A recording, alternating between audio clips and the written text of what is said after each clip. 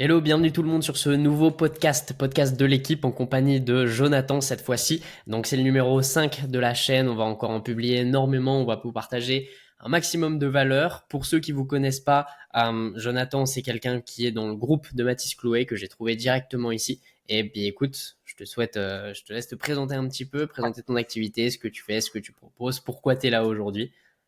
Ça marche. Alors déjà, bonjour à tous.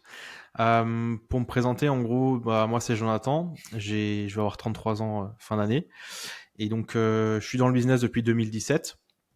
J'ai d'abord commencé en tant que création de boutique e-commerce. Donc, j'ai pris un peu la vague dropshipping, etc. avec un associé en 2017. En 2018, on a créé une marque de produits de beauté et bien-être. On a fait beaucoup d'influence marketing en France et aux États-Unis pendant 2 ans et demi. C'est une marque avec laquelle on a fait un peu plus de 5 millions d'euros de chiffre d'affaires. Donc après, encore une fois, c'est chiffre d'affaires, c'est pas bénéfice, d'autant plus dans la vente de marchandises. Suite à cela, je me suis concentré sur la partie agence. Donc le but de développer création de sites internet, réseaux sociaux, tout ce qui va être vidéo, etc. pour les entreprises. Et à partir de 2021, en fait, j'ai mis en place une stratégie qui permet justement aux agences de les aider à scaler leur business avec la méthode des financements en fait pour les entreprises. Chaque année, en fait, les entreprises ont des budgets et l'objectif c'est de passer sur ces budgets-là pour faire financer différents types de prestations pour mes clients tout simplement. Voilà. Et donc depuis 2021, je suis spécialisé dans ce domaine-là. Ok, ok. Donc c'est ça avec tu me dis si je me trompe, les Ouais, OPCO, ouais, les c'est ça. CPF aussi pour C'est les. ça. Pour les particuliers, donc c'est le CPF. Pour les dirigeants non salariés, c'est les FAF. Et après, tu peux encore avoir sur France Travail pour les personnes qui sont en situation de chômage. Après, tu as les fonds européens, etc., etc., quoi. Donc, tu as plusieurs fonds et le but, c'est d'accompagner ces gens à pouvoir comprendre comment ça fonctionne parce que tout ce qui est de toute façon paperasse en France c'est très vite compliqué et puis t'as pas le droit à l'erreur parce que si tu fais une erreur t'es vite catalogué comme personne qui ne s'y connaît pas dans le domaine et après tu as un risque d'avoir des dossiers qui soient refusés et donc c'est pas le but. Donc vu que déjà tu as beaucoup de paperasse en amont pour pouvoir accéder à ces financements là, autant faire les choses directement bien quoi. Carrément, ok, ouais. Et donc toi, du coup, aujourd'hui, les cibles, les personnes que t'aides, au final, c'est un peu tout le monde, t'as pas de cibles précises. Ça va être plus quand même les agences digitales, les entreprises qui peuvent faire des prestations qui peuvent être financées. Donc ça peut être par exemple quelqu'un qui est coach, je sais pas, en vente, par exemple, tu vois, en closing ou des trucs comme ça, il peut faire des formations à des entreprises pour aider les commerciaux à améliorer leur technique de vente, par exemple, tu vois. Et donc au lieu qu'il le paye de sa poche pour l'entreprise, on a la possibilité de faire financer ça justement avec ces budgets-là. Donc moi, l'objectif en fait, c'est de proposer, on va dire, une alternative de paiement comme si tu proposes par exemple le paiement en plusieurs fois. Sauf que là, ça permet aux entreprises d'utiliser leur budget qu'elles bien souvent n'utilisent pas et qui peut du coup être intéressant aussi bien pour l'agence que j'accompagne que pour le client final. Ouais, carrément. Et donc, ça, ce type de revenus que les personnes, enfin, que les entreprises peuvent dépenser, c'est aux entreprises qui sont éligibles, on est d'accord. Si demain, un de tes clients veut acheter, je sais pas, moi, mon accompagnement avec Ouais. ces méthodes-là, il peut pas. Non, parce qu'en fait, il faut avoir la déclaration d'activité auprès de la DRETS de la région et après, tu vas avoir la certification Calliope. Ok, ouais, c'est ça. Depuis plusieurs années maintenant pour tout ce qui va être formation financée. Alors si maintenant tes formations ne sont pas financées, c'est différent, mais pour les formations qui sont financées, tu es obligé d'avoir la certification Calliope, gage de qualité. Alors c'est aussi quelque chose que tu peux mettre en avant auprès de tes clients. Donc ça te permet de dire voilà, mon concurrent il est peut-être moins cher, mais il n'a pas la certification Calliope, ce qui veut dire que la qualité de ses prestations possiblement qu'elle est moindre aussi parce qu'elle n'est pas reconnue par l'État, etc., etc. Ouais, carrément. Carrément. Et justement, ça, le Calliope, c'est un peu le seul truc que je pense les gens connaissent. Toi, Ouais. comment tu vois la chose par rapport à ça? Est-ce que c'est une bonne chose? Est-ce que tu penses que bah, ça serait bien aussi de pouvoir ouvrir à d'autres accompagnements, bien sûr, en évitant les dérives dans le sens, ok, on achète la formation d'un pote et au final, il nous redonne l'argent, mais est-ce que tu penses que c'est une bonne chose ou que c'est encore trop fermé par rapport à toutes les bonnes formations, les bons accompagnements qu'il pourrait y avoir? Moi, je pense que de toute façon, c'est quelque chose qui a été mis en place par la suite. Donc ça veut dire qu'à mon avis, s'ils l'ont mis en place, c'est que justement avant, comme tu l'as dit, il y a dû avoir des abus et c'est pour ça qu'ils ont mis en place cette limitation-là. Moi, je trouve que c'est bien parce que ça permet de aussi de différencier, comme tu l'as dit, la personne qui se lance du jour au lendemain en disant qu'elle est formateur, formatrice, du gars qui s'est vraiment impliqué dans son projet et qui a passé les certifications auprès d'un auditeur, etc. Tu vois, donc moi je trouve que à partir du moment où ça te donne droit à une subvention de près ou de loin lié à l'État, il faut forcément qu'il y ait un garde-fou et ce garde-fou c'est la certification Calliope. C'est ce qui prouve aussi que quand tu montes tes dossiers, quand tu fais tes formations, etc., ton programme, tout ça, c'est en concordance aussi, c'est une charte qualité, hein, de toute façon Calliope. Donc ça permet aussi d'éviter toutes ces dérives. C'est comme dans le bâtiment, je fais le parallèle avec les certifications Calibat, etc. Bah, c'est justement pour différencier les entreprises qui ont les certifications de celles qui ne l'ont pas et de pouvoir on va dire, au grand public, comprendre aussi quelles sont les bonnes et mauvaises personnes, même si forcément dans le lot, tu as aussi des bonnes personnes qui n'ont pas forcément les certifications. Mais ça permet d'avoir quand même un outil différenciant et de pouvoir dire, quand tu as ta certification Calliope, d'avoir un élément en plus, hein, un atout à Ouais. jouer. Ouais, ouais, carrément. Parce que c'est vrai que pour le Calliope aussi, ce qu'on peut faire, ce que j'ai entendu qui pouvait être fait, c'est par exemple, on va s'affilier, entre guillemets, avec une entreprise qui est Calliope. Donc moi, si je veux Ouais. faire, je sais pas, une conférence pour une grosse boîte, je vais m'affilier avec une boîte qui a le Calliope. Mhm.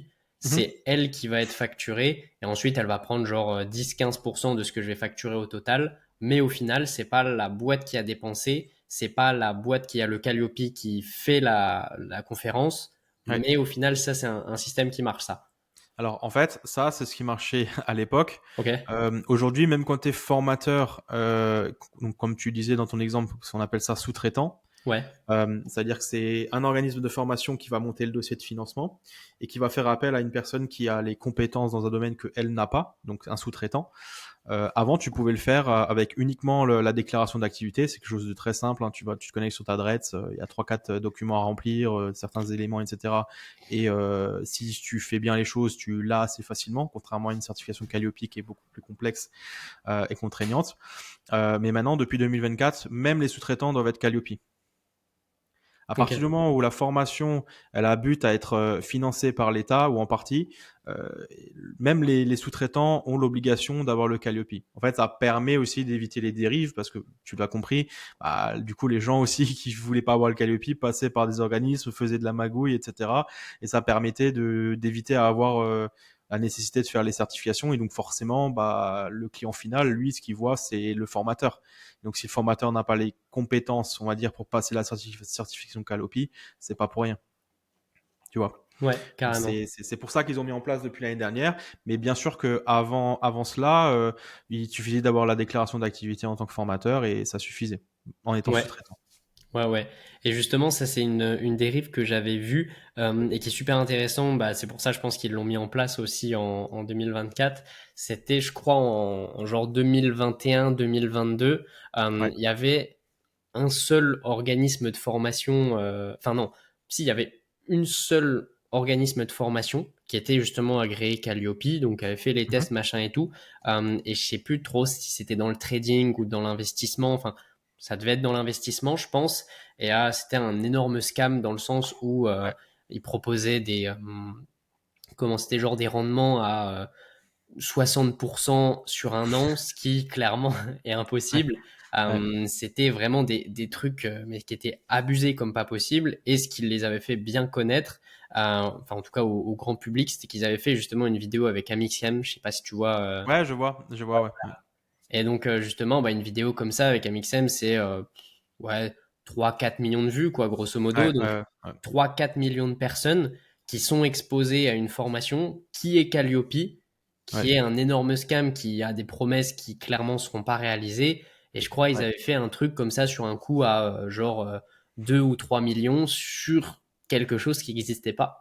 Et Ouais. donc, ça montre aussi que, voilà, sur certains milieux, maintenant, je pense qu'il y a la nouvelle régulation, c'est Ouais. clean, mais il y a des dérives partout, quoi. Donc, Bien sûr. Bien sûr. c'est, En fait, l'État, bien souvent, se rend compte des dérives, on va dire, quand c'est trop tard. hmm, Et après, elle essaye de colmater les trous comme elle peut.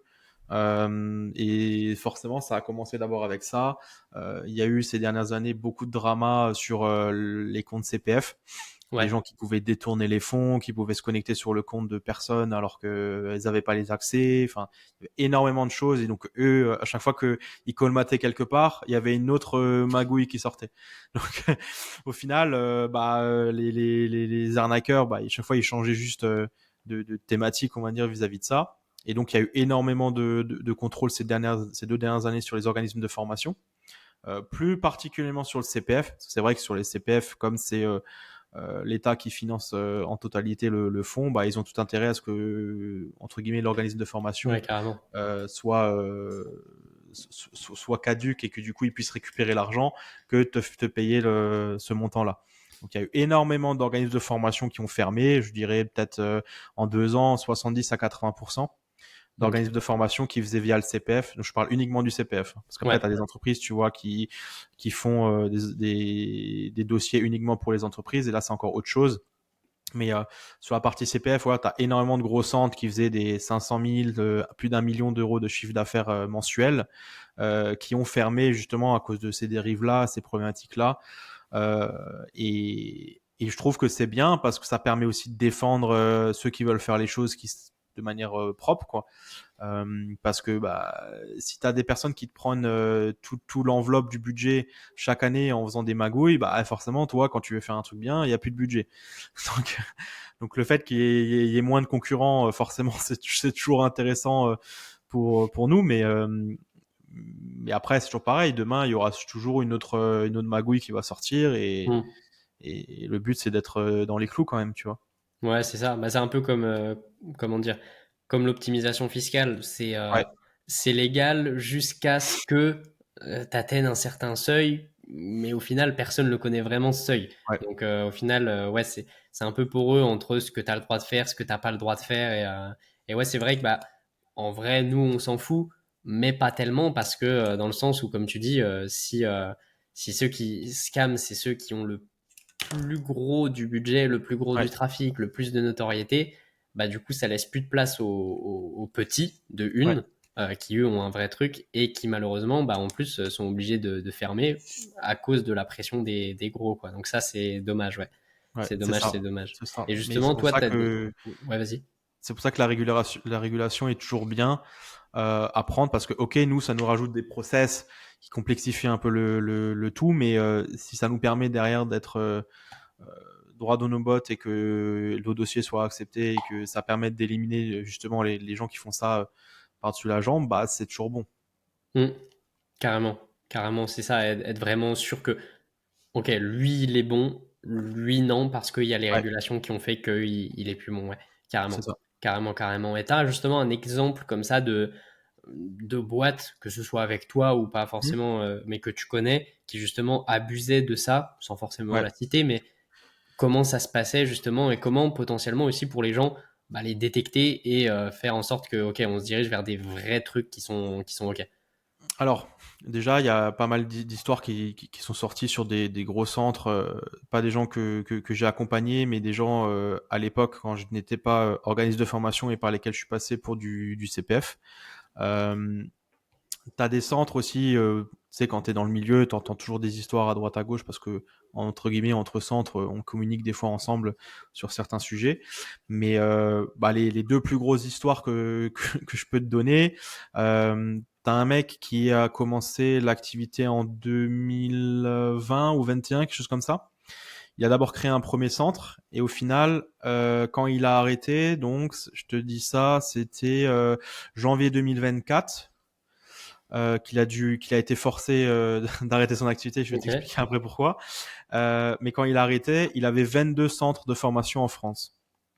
ok. Pourquoi? Parce qu'en fait, l'objectif, quand tu commences à faire un certain chiffre d'affaires, c'est de répartir ton chiffre d'affaires sur plusieurs centres pour pas avoir un centre, tu vois, qui va faire, je sais pas, 15 millions par mois, mais d'en avoir 10 qui font chacun 1 million. Tu vois, parce que forcément, quand l'État va aller contrôler, ils sont comme nous. Hein. Ils disent bon tu fais trier dans ta liste, tu regardes qui fait le plus de chiffre d'affaires, tu commences par lui et tu descends. Tu vois. Donc forcément, quand tu divises par X centres de formation, forcément tu dilues, on va dire, un peu ton activité sur plusieurs centres. Sauf que lui, là où il n'a pas été malin, c'est qu'il a appelé tous ses centres par le même nom et qu'il était dirigeant sur tous les centres. Ce qui veut dire que forcément, quand tu vas sur Papers et que tu tapes un centre, c'est-à-dire que par exemple l'État se dit bah tiens, on va aller contrôler celui de Montpellier, tape le nom, on va sur Papers, on voit la liste des dirigeants, tu cliques sur le dirigeant, bah tu sais, tu as la cartographie des dirigeants où ça montre où il est affilié. Bah tu vois les 22 centres, bah forcément tu dis bah tiens, c'est bizarre, je veux aller contrôler un. En fait, je vais contrôler les 22 parce que s'il est pas en règle sur un, il est pas en règle sur les 22. Tu Ouais, vois. carrément. Donc déjà, il y a eu cette histoire-là et au final, bah, il a eu un contrôle courant 2024. Il a été jugé pour blanchiment en bande organisée et encore un autre chef d'accusation en rapport avec ça Ouais, pas super dans tous les cas pour vis-à-vis lui. des dossiers. Bah oui, surtout que ouais, vis-à- le préjudice s'élève quand même à 15 millions d'euros, donc on parle pas de 10 000 Ouais, euros quoi. ça commence à Euh, faire. et par exemple, tu vois, ça c'était une grosse histoire. Le problème, c'est que tu vois, quand tu es sous-traitant et que toi, tu es juste formateur et que tu es affilié à cet organisme de formation, alors tu seras pas remis en cause parce que c'est l'organisme de formation qui doit te donner les directives pour les documents à faire signer, etc., etc. Donc c'est pour l'organisme de formation. Par contre, bah toi, si tes paiements dépendent de l'entreprise, vu que c'est elle qui va encaisser l'argent, bah si toi en tant que formateur t'es passé par un organisme de formation qui a eu les fonds bloqués, bah, en fait t'as formé des gens et au final tu vas jamais être payé. Parce Ouais, que l'État, quand il y a le préjudice de 15 millions, bah, tu te doutes bien qu'en 3-4 ans, les 15 millions de préjudice ont déjà été dépensés ou donnés à certains formateurs et que du coup, bah, l'État va venir d'abord se servir en premier avant de rembourser les créances fournisseurs. Mais bon, au final, tu as très peu de chances de récupérer quelque chose. Donc, je sais que vis-à-vis de ça, il y a eu énormément de personnes qui étaient sur de la formation pour tout ce qui était dans l'esthétique, tu vois. Et c'est ça qui a fait péter la certification. Et après, tu as un autre truc encore connu, c'était un centre sur Paris. C'était un mec qui était solo. Il avait un local, tu sais, les box que tu peux louer. Tu vas payer, je sais pas, 300 euros par mois et tu as un petit box pour venir travailler, etc. Donc, il avait ce local-là comme siège social. Et il avait de très gros formateurs qui passaient par lui, qui étaient notamment basés à Dubaï, ce qui par la suite, justement, fin 2023, est devenu interdit. On ne peut plus, en tant qu'organisme de formation, travailler avec des personnes qui sont à l'étranger, tout simplement. Bah, la personne travaillait avec des gros formateurs qui chiffraient énormément, à plusieurs millions de dossiers, enfin plusieurs millions d'euros de chiffre d'affaires de dossiers par mois en CPF et qui forcément a pris un contrôle parce que souvent le premier contrôle que tu prends, c'est quand ton chiffre d'affaires explose de manière irrégulière. C'est-à-dire, par exemple, tu as monté ton centre de formation, tu as eu ta certification, tu as fait, je sais pas moi, 10 000 euros par mois, tous les mois pendant 2 ans, et d'un coup, tu passes à 200 000, le mois d'après 400 000, le mois d'après 1 million. Là, tu te doutes bien que si on transpose ça à une activité physique comme les gens la connaissent, nous on est dans le digital, donc nous ça nous choque un peu moins, tu vois, avec ouais, les systèmes d'ads, etc. Mais pour entre guillemets le commun des mortels, ton fleuriste demain, s'il fait je sais pas 30K par mois, si d'un coup il fait 600 000, bah forcément qu'il va y avoir des alertes dans tous les sens, ça va être bizarre. Bah là, c'est la même chose, c'est-à-dire que bah il y a eu des alertes, ils ont demandé donc ceux qui s'occupent de contrôler vis-à-vis du CPF, c'est la CDC, c'est la Caisse des dépôts et des consignations. Ils ont demandé d'expliquer pourquoi il y a eu une telle augmentation de l'activité. Bon là, tu peux l'expliquer comme tu veux, hein, tu as mis les ads, machin, etc. C'est une personne qui a plus de 50 ans, elle comprend rien à ce que tu lui dis, tu ouais, vois. Pour elle, c'est lunaire que ton activité a fait x10 en un mois ou en 2 mois. Donc forcément, ça va déclencher un contrôle plus poussé, c'est-à-dire sur pièce, une personne qui est venue, qui a mis sous scellé tous les documents, des documents de preuve, etc.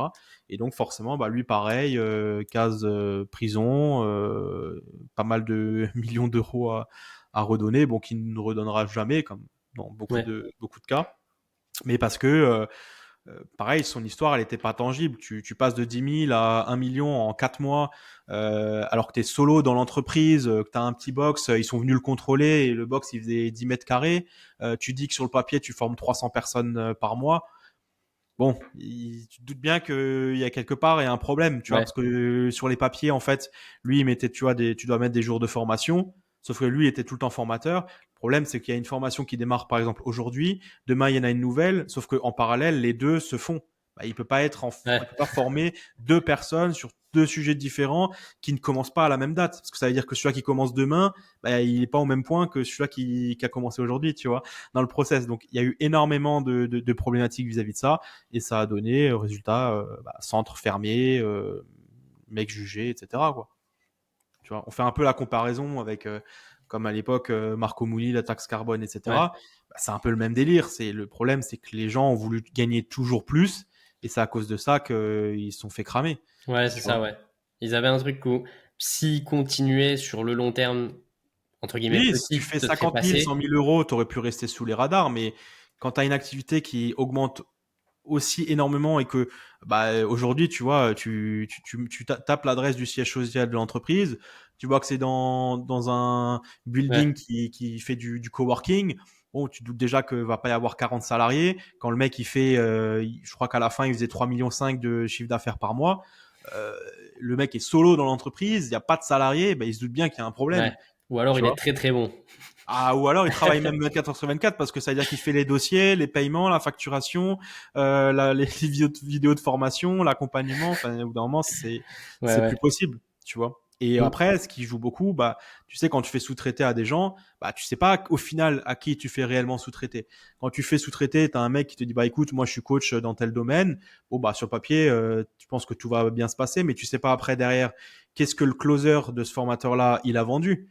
Tu vois, si le Ouais, client carrément. final après il est pas content parce qu'il a dit oui, mais moi on m'a dit, je sais pas, je fais une formation vente, on me dit qu'à la fin je vais être closer ou je vais être ci ou ça et que finalement la formation elle est pas bonne, bah qu'est-ce qui va se passer? Le mec va se plaindre, ça va remonter forcément à l'organisme de formation parce que ça remonte toujours à l'organisme de formation parce que c'est lui qui a choisi le formateur par rapport à ses compétences et qui délivre du coup la formation et donc bah forcément c'est toujours lui qui prend. Donc suffit que tu aies 10 personnes demain qui se plaignent de ton organisme de formation parce que les formations sont pas bonnes, etc. Et ça va déclencher un contrôle. Yes, carrément. Carrément. Non, bah, en tout cas, c'est très clair. Mais ouais, comme dans un peu tout, il y a des dérives et il faut savoir bien C'est s'en ça. méfier. Et C'est ça. dans tous les cas, il y a toujours des gens qui vont profiter du système. Ce qu'il faut, c'est savoir les repérer surtout pour pas tomber dans le panneau. Et puis C'est ça. partir avec les gens honnêtes, quoi. Ouais, 100%. De toute façon, ce qui est simple, c'est qu'à partir du moment où une personne vous propose de faire financer en CPF une formation, peu importe le sujet, hein, et que le formateur pour qui vous prenez la formation XYZ est basé par exemple à Dubaï ou à l'étranger, à Bali ou autre, parce que c'est ce qui se fait le plus, bon bah déjà c'est qu'il y a une problématique. Parce qu'il ne peut pas Ouais, être formateur, un vrai formateur en étant à Dubaï et que vous passiez par un organisme de formation qui est en France pour ouais, faire financer par le CPF. C'est que forcément, quelque part, il y a un système de magouille pour que le formateur final qui est à Dubaï soit payé. Et après, il y a plein d'éléments qu'on peut mettre en place pour faire ça, mais c'est déjà, on va dire, un indicateur, et c'est pour ça que la plupart, si tu regardes de formateurs qui sont à Dubaï, n'acceptent plus le paiement en CPF parce que c'est devenu mm. trop contrôlé et trop compliqué à mettre en place et que c'est pas intéressant. Ouais, Tu vois. carrément. Je Carrément, sais carrément. que Yomi Denzel, quand lui il a arrêté le CPF, il avait en attente de paiement plus d'1 million d'euros de dossiers CPF, Ok, tu vois, ouais. avant que le mec se fasse choper. Donc, tu vois, quand tu as payé tes commerciaux, tu as payé tes ads, etc., et que au final, tu as 1 million d'euros qui va pas être payé, Ah, c'est sûr. bah, c'est compliqué, quoi. C'est sûr, c'est sûr. Mais ouais, carrément. Bah pareil, justement, quand j'ai acheté la formation de Yomi, il mettait bien en gros que c'était éligible CPF. Ouais. Peut-être qu'il aurait pas dû du coup. Bah, Mais c'est ce qui a fait que ça a bien marché, mais le problème, c'est ouais, que, c'est tu vois, ça. au final, ça marche jusqu'au temps où tu te fais contrôler. Et après, c'est plus compliqué, tu vois. C'est-à-dire que bon, lui, entre guillemets, il risque rien. La seule chose qu'il a risqué, bah, c'est de C'est perdre l'argent, tu vois, entre ouais. guillemets. Mais par contre, le mec qui était organisme de formation qu'a pris Yomi Denzel, bah, lui, c'est plus compliqué. Parce que Mm. c'est de sa faute si les dossiers sont pas conformes, si il y a un formateur de Dubaï qui forme des personnes, etc., etc. Tu Ouais. vois. Ouais, ouais, carrément. Donc, je pense que bon, Yomi, il est pas à 1 million près, mais, Non, je pense mais pas non bon. plus. Ça devrait le faire pour lui, ouais. Mais en tout cas, ok. Ok, ok. Bah écoute, c'est très clair, c'est cool que tu aies pu partager ça. Là, concrètement, toi, pour voir un petit peu plus sur le plan business, Ouais. comment ça se passe de ton côté? Comment tu vas chercher tes clients? Est-ce que tu les prospectes? Est-ce que tu as que du bouche à oreille? Comment ça se passe? Alors, au début, quand j'ai commencé mon activité, c'était beaucoup de bouche à oreille. Parce que comme j'avais mon agence digitale à côté, bah, tu sais, quand je faisais un peu des séminaires, des bootcamps, des trucs comme ça, bah, je parlais avec des personnes qui avaient aussi leur agence digitale et de fil en aiguille, bah, c'est les premiers clients au final que j'ai eu pour monter un organisme de formation et pour mettre en place ce système-là. Et après, là, depuis plusieurs mois, voire même 1 an et demi, je fais de l'ADS en acquisition pour justement, bah, tu sais, j'ai une LP, je redirige sur une VSL, j'ai Ouais, un setter qui appelle et moi je fais les rendez-vous, closing, etc. ok, L'objectif, c'est forcément de déléguer toute cette partie-là pour que je sorte un peu de la partie closing, ok. même si c'est quelque chose que j'aime bien, tu vois. Mais forcément, au bout d'un moment, quand tu commences à mettre certains niveaux de budget journalier, bah, tu peux pas faire 40 rendez-vous dans la journée, tu vois. Et Ouais, comme il faut que je me concentre sur d'autres éléments, notamment sur le contenu, l'organique, etc., bah, il faut que je me dégage du temps et j'ai pas le choix de passer sur ça. Donc là, aujourd'hui, c'est sur le recrutement de closer que je mets l'accent. C'est parce que c'est très difficile aujourd'hui de trouver des closers qui sont compétents dans le domaine que je veux commercialiser justement vis-à-vis de mon ouais, offre et qui restent parce que le but c'est pas de les former pour que 2 semaines après ils se barrent et puis après il faut qu'ils soient compétents dans le closing parce que bah on veut quand même rester sur un niveau de taux de closing qui va peut-être être inférieur à ce que je faisais quand je faisais moi mais au moins je suis plus dedans tu vois je suis prêt à avoir ouais. un taux de closing qui soit inférieur si par contre je suis plus dans la boucle tu vois mais Ce bon qui il est me faut quand logique. même un certain minimum tu vois quand si tu divises par 3 ton taux de closing, ça Peut-être devient que compliqué, quoi. Ouais, peut-être que le problème, c'est le closer, carrément. Bah C'est écoute, ça. si tu veux, justement, moi, c'est marrant que ce soit le problème. Le podcast là que j'ai tourné il y a 2 heures, c'est avec Timéo, qui Ouais, place justement des closers. je Donc, sais. Bah, j'étais ok, justement avec Mathis juste avant en workshop, là, comme je te disais. ouais, Et il y a une personne qui est venue qui parlait justement de Timéo. Et du coup, là, je vais contacter Timo vis-à-vis de ça. Donc, ouais, au moins, carrément. la boucle est bouclée, tu vois. Ouais, Mais 100%. c'est bien qu'on puisse s'échanger des contacts parce que des agences de closing, tu en as plein et c'est toujours pareil. Tu as toujours le risque de dire, bah, tu sais, souvent, tu as des fees à l'entrée. Du coup, bah, tu prends quand même un risque. Hein. Si finalement, le mec, il te place des closers et que ça marche pas, bah, tu as perdu de l'argent. Tu vois, donc, et puis ça te prend du temps aussi parce que toi, il faut que tu formes la personne, qu'elle comprenne bien ton offre, qu'elle gère bien tes leads. Et si ça se passe mal, bah, du coup, tu as payé des leads et tu as perdu une opportunité de rentrer des clients aussi. Donc, il faut être sûr que tout ce qui se passe derrière, ça se passe bien. Donc là, Timéo, de ce que j'ai entendu, ça a l'air de bien se passer. Donc voilà, je vais passer par lui, avoir l'offre, ce qu'il propose, etc. Mais Hmm. ça peut être intéressant. C'est ce que je veux chercher là sur les prochaines semaines à mettre en place. Quoi. Ouais, carrément, carrément. Parce que là, t'as combien de calls à peu près par semaine? Là, j'ai commencé un peu à augmenter le budget. Bon, je suis pas sur un gros budget. Hein. Je suis à 40 euros de budget journalier. Ouais, Ça me permet avec ma setteuse d'avoir entre 5 et 6 calls par jour. ok. Tu vois. Mais je vois bien que bah là, si demain je mets 300 euros de budget, donc je vais faire x6 en termes de nombre de rendez-vous à peu près, bah, c'est pas gérable. Ou alors, ça veut dire que les gens, il faut que je vais décaler, tu sais, les rendez-vous et on le sait tous. Si le gars il est chaud aujourd'hui et que je lui dis bah écoute, j'ai pas de place avant le 27 novembre, c'est compliqué quoi. Ouais, c'est sûr. Donc, il faut forcément que si je veux augmenter sur cette activité-là, que je puisse avoir plus de closers qui puissent gérer au début peut-être avec moi en parallèle et puis que je puisse me détacher si on met plus de closers, etc. Vu que l'objectif à court moyen terme, c'est d'avoir la partie organique aussi qu'on met Hmm. en place aujourd'hui avec Matisse. Donc c'est ça qui va être intéressant. Quoi. Ouais, c'est sûr. Bah, l'organique, c'est super puissant. C'est plus long, c'est sûr, mais en vrai, Ouais, c'est l'effet cumulé. Tu vas gagner beaucoup plus sur de l'organique que sur de l'ADS, en tout cas sur du long terme. ouais, ouais, Sauf bien si, sûr. bien sûr, tu mets 1000 quotidiens en ads. Là, c'est sûr qu'avant que l'organique il concurrence tes 1000 euros de Ouais. budget, voilà, c'est différent, mais ouais. Parce que toi, ça fait combien de temps là que tu as rejoint Mathis? Ça fait 2 semaines et demie. Ok, ok, ouais, donc c'est tout Ouais, récent, ok. c'est tout récent. Là, je vais commencer à tourner les vidéos YouTube, etc. Voilà, on s'est mis d'accord sur les contenus, etc. Donc là, je vais travailler sur ça les prochains jours. Mais, euh, mais tu vois, je suis pas pressé. Ce que je veux, moi, mon objectif, c'est que même si, allez, dans 3 4 mois, j'arrive à générer 20 30 000 euros par mois en organique, je suis très content. Hein. Pour moi, ça sera toujours mieux que actuellement, c'est zéro, tu vois, sur de Forcément. l'organique.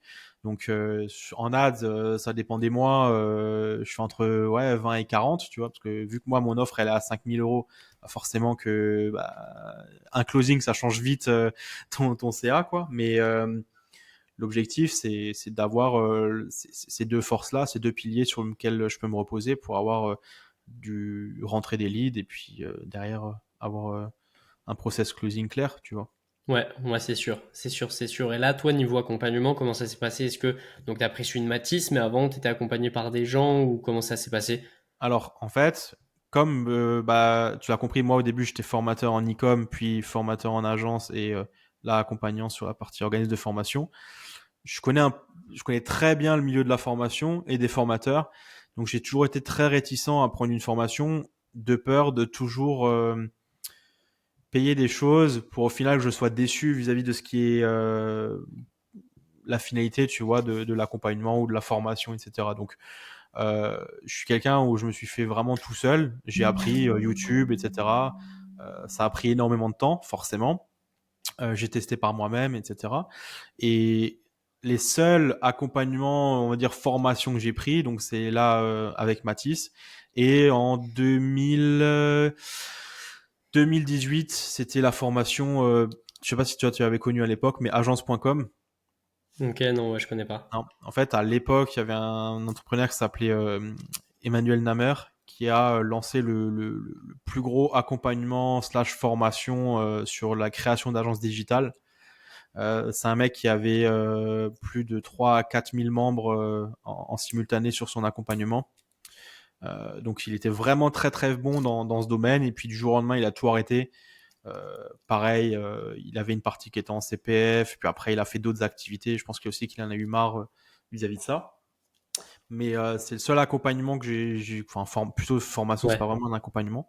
C'était une formation qui m'a aidé à structurer plus mon agence. C'est-à-dire que mon agence tournait déjà un petit peu, mais le but de cette formation-là, c'était vraiment de mieux structurer, tu vois, l'offre, la prospection, etc. Ça, c'était en 2000, fin 2018. Et sinon, bah là, l'accompagnement de Matisse. Et sinon, on n'a jamais vraiment pris d'autres formations accompagnement parce que forcément, moi j'avais des personnes, tu vois, en closing qui me disent ah oui j'ai pris la formation d'un tel, je suis pas content, j'ai pris la formation de ci, j'ai eu ça ou ça comme problématique. Bah tu vois ça donne pas envie de prendre des accompagnements de certaines personnes parce qu'au final même quand le mec t'as l'impression que c'est un gars carré et que t'apprends derrière qu'il y a eu telle ou telle problématique, bah c'est risqué parce que bah tu t'investis quand même ton argent dedans donc tu veux quand même avoir des retombées derrière. Et là, j'ai pris Matisse parce que, en fait, c'est quelqu'un qui me l'a conseillé, qui le connaît bien et qui a eu des bons résultats avec. Et donc, c'est pour ça que j'ai fait ça, quoi. Ouais, carrément, carrément. Bah franchement, je te l'aurais conseillé aussi si t'hésitais parce que clairement, moi, c'est ce qui m'a fait passer du Jules qui a du mal vraiment dans le business au Jules Mhm. qui est confiant, qui a un business qui tourne et qui sait vraiment faire du business et pas faire 1000, 2000 euros par mois. Donc Ouais, franchement, c'est une pub, vous en faites ce que vous voulez, mais rejoignez Matisse vraiment si vous voulez scale vraiment, parce que c'est vrai qu'aujourd'hui, comme tu dis, il y a des accompagnements, bon, on sait pas trop ce ouais, qu'ils veulent, ce qu'ils valent. Voilà, Matisse, clairement, qu'il y ait une personne ou 500 personnes, il y a un peu le même suivi. Clairement, la qualité s'est pas dégradée, au contraire, elle a fait que s'améliorer. En plus, ouais. on continue d'avoir accès à tout. Et clairement, ok, c'est sûr qu'il y a des gens qui sont pas qualifiés, mais ça, qui ont pas de résultats, mais c'est logique. Hein, au fur et à mesure, Oui, oui, 500 bah, ouais. personnes. Après, c'est toujours pareil, tu sais, quand tu fais un accompagnement, c'est normal qu'il y ait des gens qui réussissent pas parce que ça dépend aussi du niveau d'implication qu'ils ont mis Bien dans le sûr. projet. Comme moi, je dis toujours, tu peux donner toutes les clés à quelqu'un. Si le mec ne veut pas travailler ou qu'il met rien en place, bon, bah, il n'y a pas de miracle non Mm. plus, quoi. Donc, Ouais, carrément. c'est pas forcément ce qu'on va demander. On demande pas un taux de réussite de 100%, tu vois. Mais si on reprend sur le parallèle de Yumi Denzel, bon, le taux de réussite pour connaître des personnes en interne, c'est 0,5%, tu vois. Mm. Donc là, forcément que quand tu t'inscris, tu sais que tu as un pourcentage où ça va pas bien se passer. Bien Ouais, sûr que carrément. forcément, il y a le côté, il y en a beaucoup qui ne font rien, ils achètent la formation et font rien, ce qui pour moi incompréhensible parce que quand tu investis, je sais pas, 2000, 3000, 4000 euros dans un accompagnement ou une formation, peu importe, bah, l'objectif, c'est quand même de t'impliquer. C'est pour ça que tu payes aussi cher. C'est pour te dire, bon, bah là, j'ai payé, il faut que je me bouge, tu vois. C'est Ouais, un c'est peu ça ça. l'objectif. Après, bon, tu as des gens qui payent et qui veulent rien faire. Bon, bah après, tu peux pas sauver tout le monde, quoi. Mm. Ouais, c'est ça. Bah, pareil, c'est ce qu'on disait un peu juste avant dans l'autre podcast, c'est que tout le monde n'est pas fait pour entreprendre. Tout le monde a C'est ça. peut-être envie d'entreprendre, mais tout le monde n'est pas fait parce qu'il y a des personnes, même si elles savent qu'elles doivent travailler, bah, elles vont pas le faire, elles vont aller sur TikTok ou quoi, alors que Mhm. bah, elles ont les clés, elles savent quoi faire, elles ont juste à se mettre devant leur ordi, je sais pas, formation.com, ok, elle va dessus, elle regarde et ça déroule, mais certaines le font pas. Et c'est vrai que bah, avec Yomi, c'est ce qu'on constate de fou, c'est que il est tellement mass market aujourd'hui, même dans ses Ouais. vidéos, là où avant il apportait des conseils, c'était quand même un petit peu niche. Là, Mhm. bon, ma journée de milliardaire, voilà, c'est vraiment, on sent que le but, c'est de toucher le plus en plus de personnes parce qu'il a cramé toute son audience, clairement, Bien toute sûr. l'audience qui Bien avait sûr. un minimum envie. Donc là, tu me dis 0,5% de réussite. Et clairement, je pense que ça va pas aller en augmentant et je le vois un Bien peu, tu sûr. vois.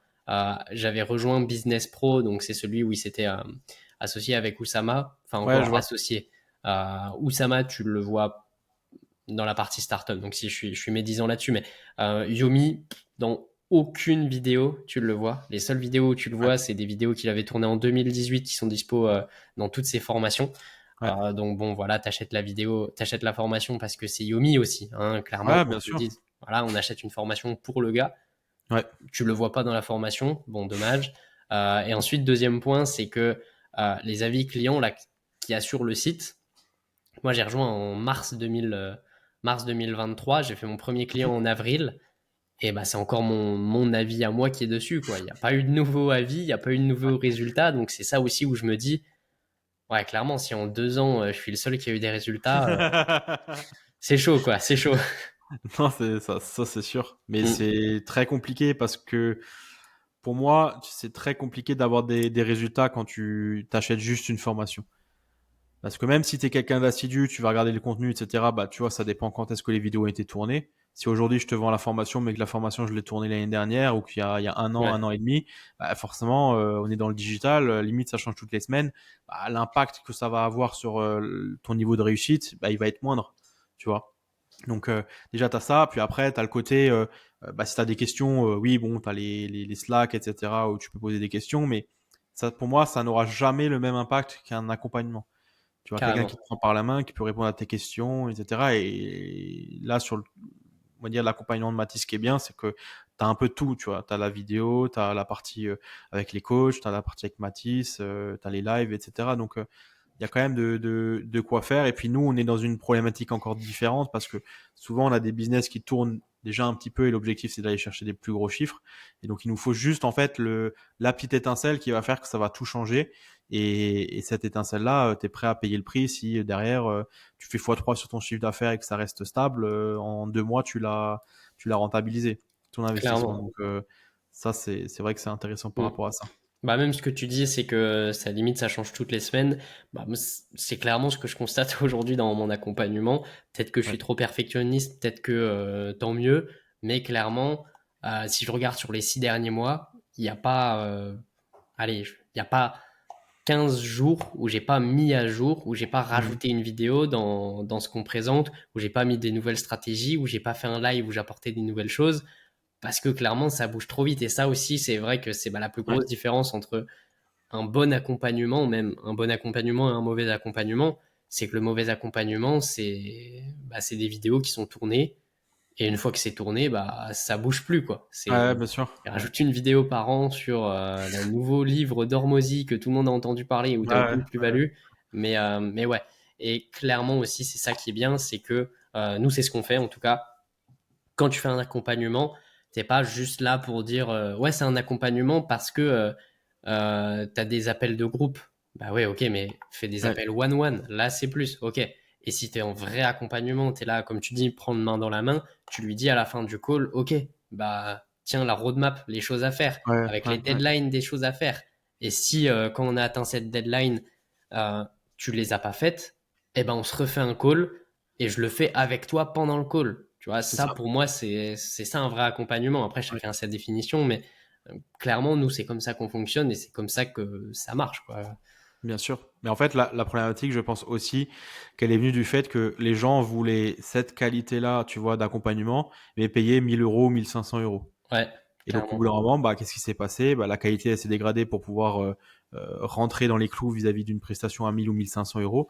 Et au final, on se retrouve avec des prestations qui n'arrivent pas à aboutir parce que, en fait, le mass market peut mettre que 1 000 ou 1 500 euros dans ce type-là de prestations. Ouais, Et bien souvent, en closing, tu as des gens, ils vont te demander, oui, mais il y a combien d'heures de contenu?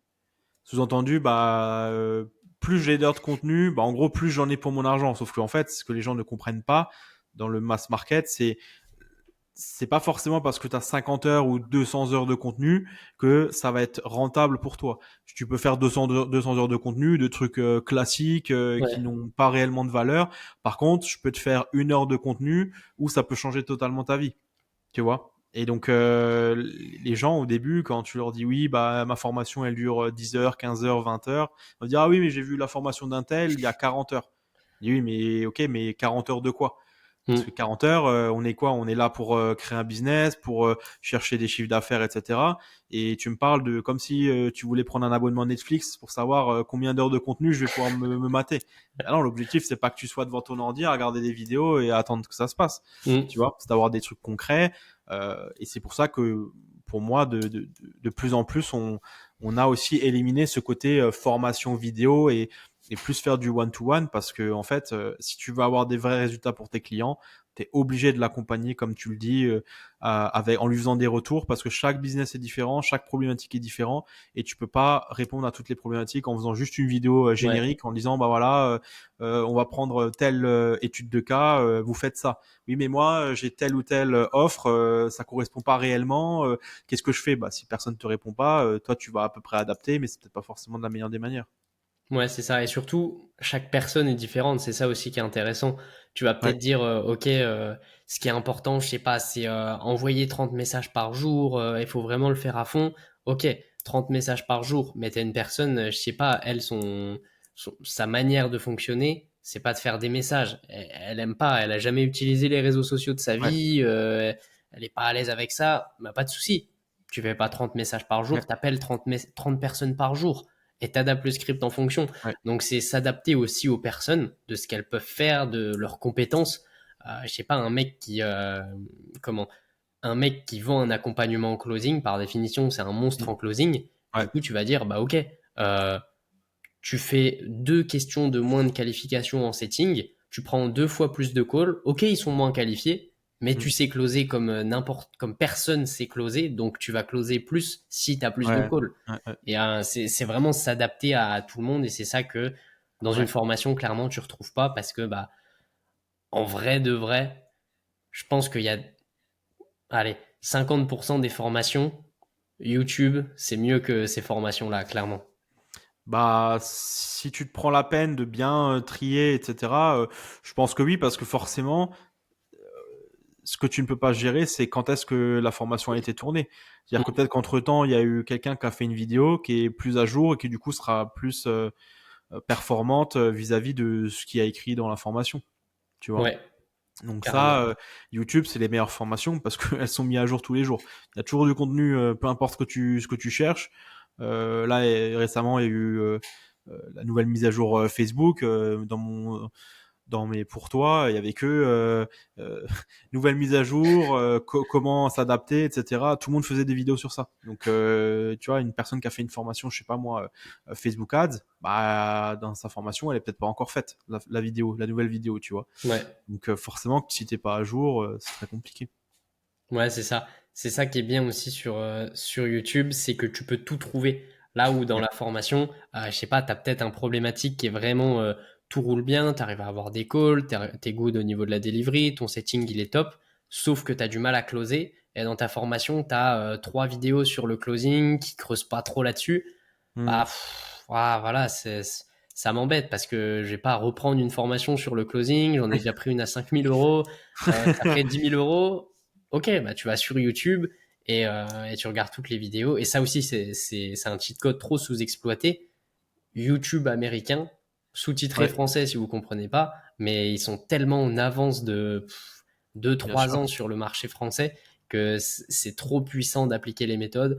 Après, attention, parce que les Américains, c'est les Américains, donc ils sont pas pareils, Ouais. mais en vrai, c'est des tueurs dans tous les domaines. Et puis surtout, ce qui est intéressant, c'est que la mentalité des Américains est un peu différente parce que eux font déjà depuis bien longtemps le système, tu vois, de value asset en donnant beaucoup de valeur dans les contenus parce qu'ils sont au courant que c'est ce qui va leur permettre de décrocher des deals ou autre. Là où en France, on donne un petit peu, mais on veut pas tout donner parce qu'on se dit ah mais du coup sinon après dans mon accompagnement il n'y a plus rien, etc. Ce qui fait que forcément sur le français vous aurez jamais les mêmes retours que sur le YouTube américain. Après, forcément, comme on a dit, il faut adapter. Par exemple, quand tu fais de l'e-commerce, bah oui, quand tu vas regarder les stratégies de vente e-com aux États-Unis, bah c'est pas les mêmes en France parce qu'on n'a pas la Ouais, même culture, on n'a pas la même méthode de consommation, et donc là, forcément, qu'il faudra adapter, tu vois. Mais au moins, ça te permet d'avoir une trame, de comprendre un peu la logique, et après, c'est à toi de l'adapter. ouais, c'est ça, avoir au moins la base. Et ça, c'est Ouais. c'est super important, carrément. Carrément, carrément. Ok. Ça, c'est good. Maintenant, autre petite question que je pose souvent et que j'aime bien poser pour voir un petit peu les personnes. Si jamais tu avais 1 heure devant toi et tu pouvais la passer avec la personne de ton choix, avec qui est-ce que tu la passerais, que ce soit une personne qui soit morte ou vivante, peu importe. Bonne question. Euh, alors déjà, il faut savoir que moi, tout ce qui est infopreneur, même si je suis dans le business depuis 2017, je regarde pas trop. Je suis pas Ok. trop quelqu'un, tu vois, des réseaux à suivre tous les infopreneurs, tu vois, les Hormozy, etc. Tu me donnes deux, trois noms, tu vois, je pourrais peut-être te dire, ah oui, je connais deux noms, tu vois, parce que j'ai Ouais. entendu quelqu'un en parler. Par contre, je suis pas, tu vois, comme mon associé, lui, tu donnes un nom, il connaît tout le monde, tu vois. Donc, je suis pas trop dans ce délire-là. Maintenant, si ta question c'est par rapport à quoi, même des célébrités qui ont rien à voir dans le business Ouais, ouais, ou- carrément. C'est vraiment une personne qui t'inspire par son ouais, succès, par son chemin, par ce qu'il a fait. c'est une bonne question. Je me suis jamais posé cette question. Je pense que ça serait plus dans des business traditionnels du style bah, Steve Jobs, des trucs comme ça. Euh, Pourquoi? Parce que oui, on a beau dire avec tout ce qui s'est passé, Ouais, machin, ouais. etc. Euh, mais c'est quand même un mec parce que moi j'ai vu plusieurs fois tu sais, le film qui retrace sa vie et tout. C'est quand même un mec qui a commencé dans son garage et aujourd'hui, si on regarde le cash qu'a Apple, c'est parmi les plus grosses entreprises. Donc c'est pas non plus un mec du coin, tu vois. Ouais. Euh, et sachant que surtout, j'aurais bien aimé connaître son mindset quand il est revenu à Apple parce que bah, il s'est fait virer Ouais. et il revient. C'est-à-dire, que t'imagines quand même dire ok, on m'a viré et maintenant qu'on a besoin de moi, on me redemande et de d'arriver à revenir et de se dépasser et puis de sortir bah, les produits qu'il a sortis derrière. C'est quand même chaud. Alors bien sûr, il y a son équipe derrière, hein, c'est pas lui qui a conçu tout, mais il est quand même le CEO de l'entreprise à ce moment-là. Donc c'est quand même fort, je trouve mentalement de réussir à faire ça et de pas se dire ah bah non vous avez voulu me virer bon bah entre guillemets démerdez-vous quoi. Ouais. Ouais, ouais. Moi je pense que ça serait plus tu vois des entrepreneurs dans ce domaine-là. Euh, Elon Musk j'aime bien aussi. Pourquoi? Parce que ce que j'aime bien chez lui, c'est qu'il arrive à avoir plusieurs projets qui fonctionnent. Alors Ouais. certains vont dire ah oui, bah c'est facile quand tu as l'argent, tu mets des mecs qui sont capables à la tête de chaque entreprise. Sauf que actuellement, il y en a pas non plus 40 des entrepreneurs qui ont autant de boîtes cotées en bourse avec des aussi gros capitaux, tu Mm. vois. Donc je pense que forcément derrière il doit y avoir un truc, voir un peu c'est quoi sa routine, comment ça fonctionne, etc. Donc ça serait aussi intéressant en termes de personnes vivantes.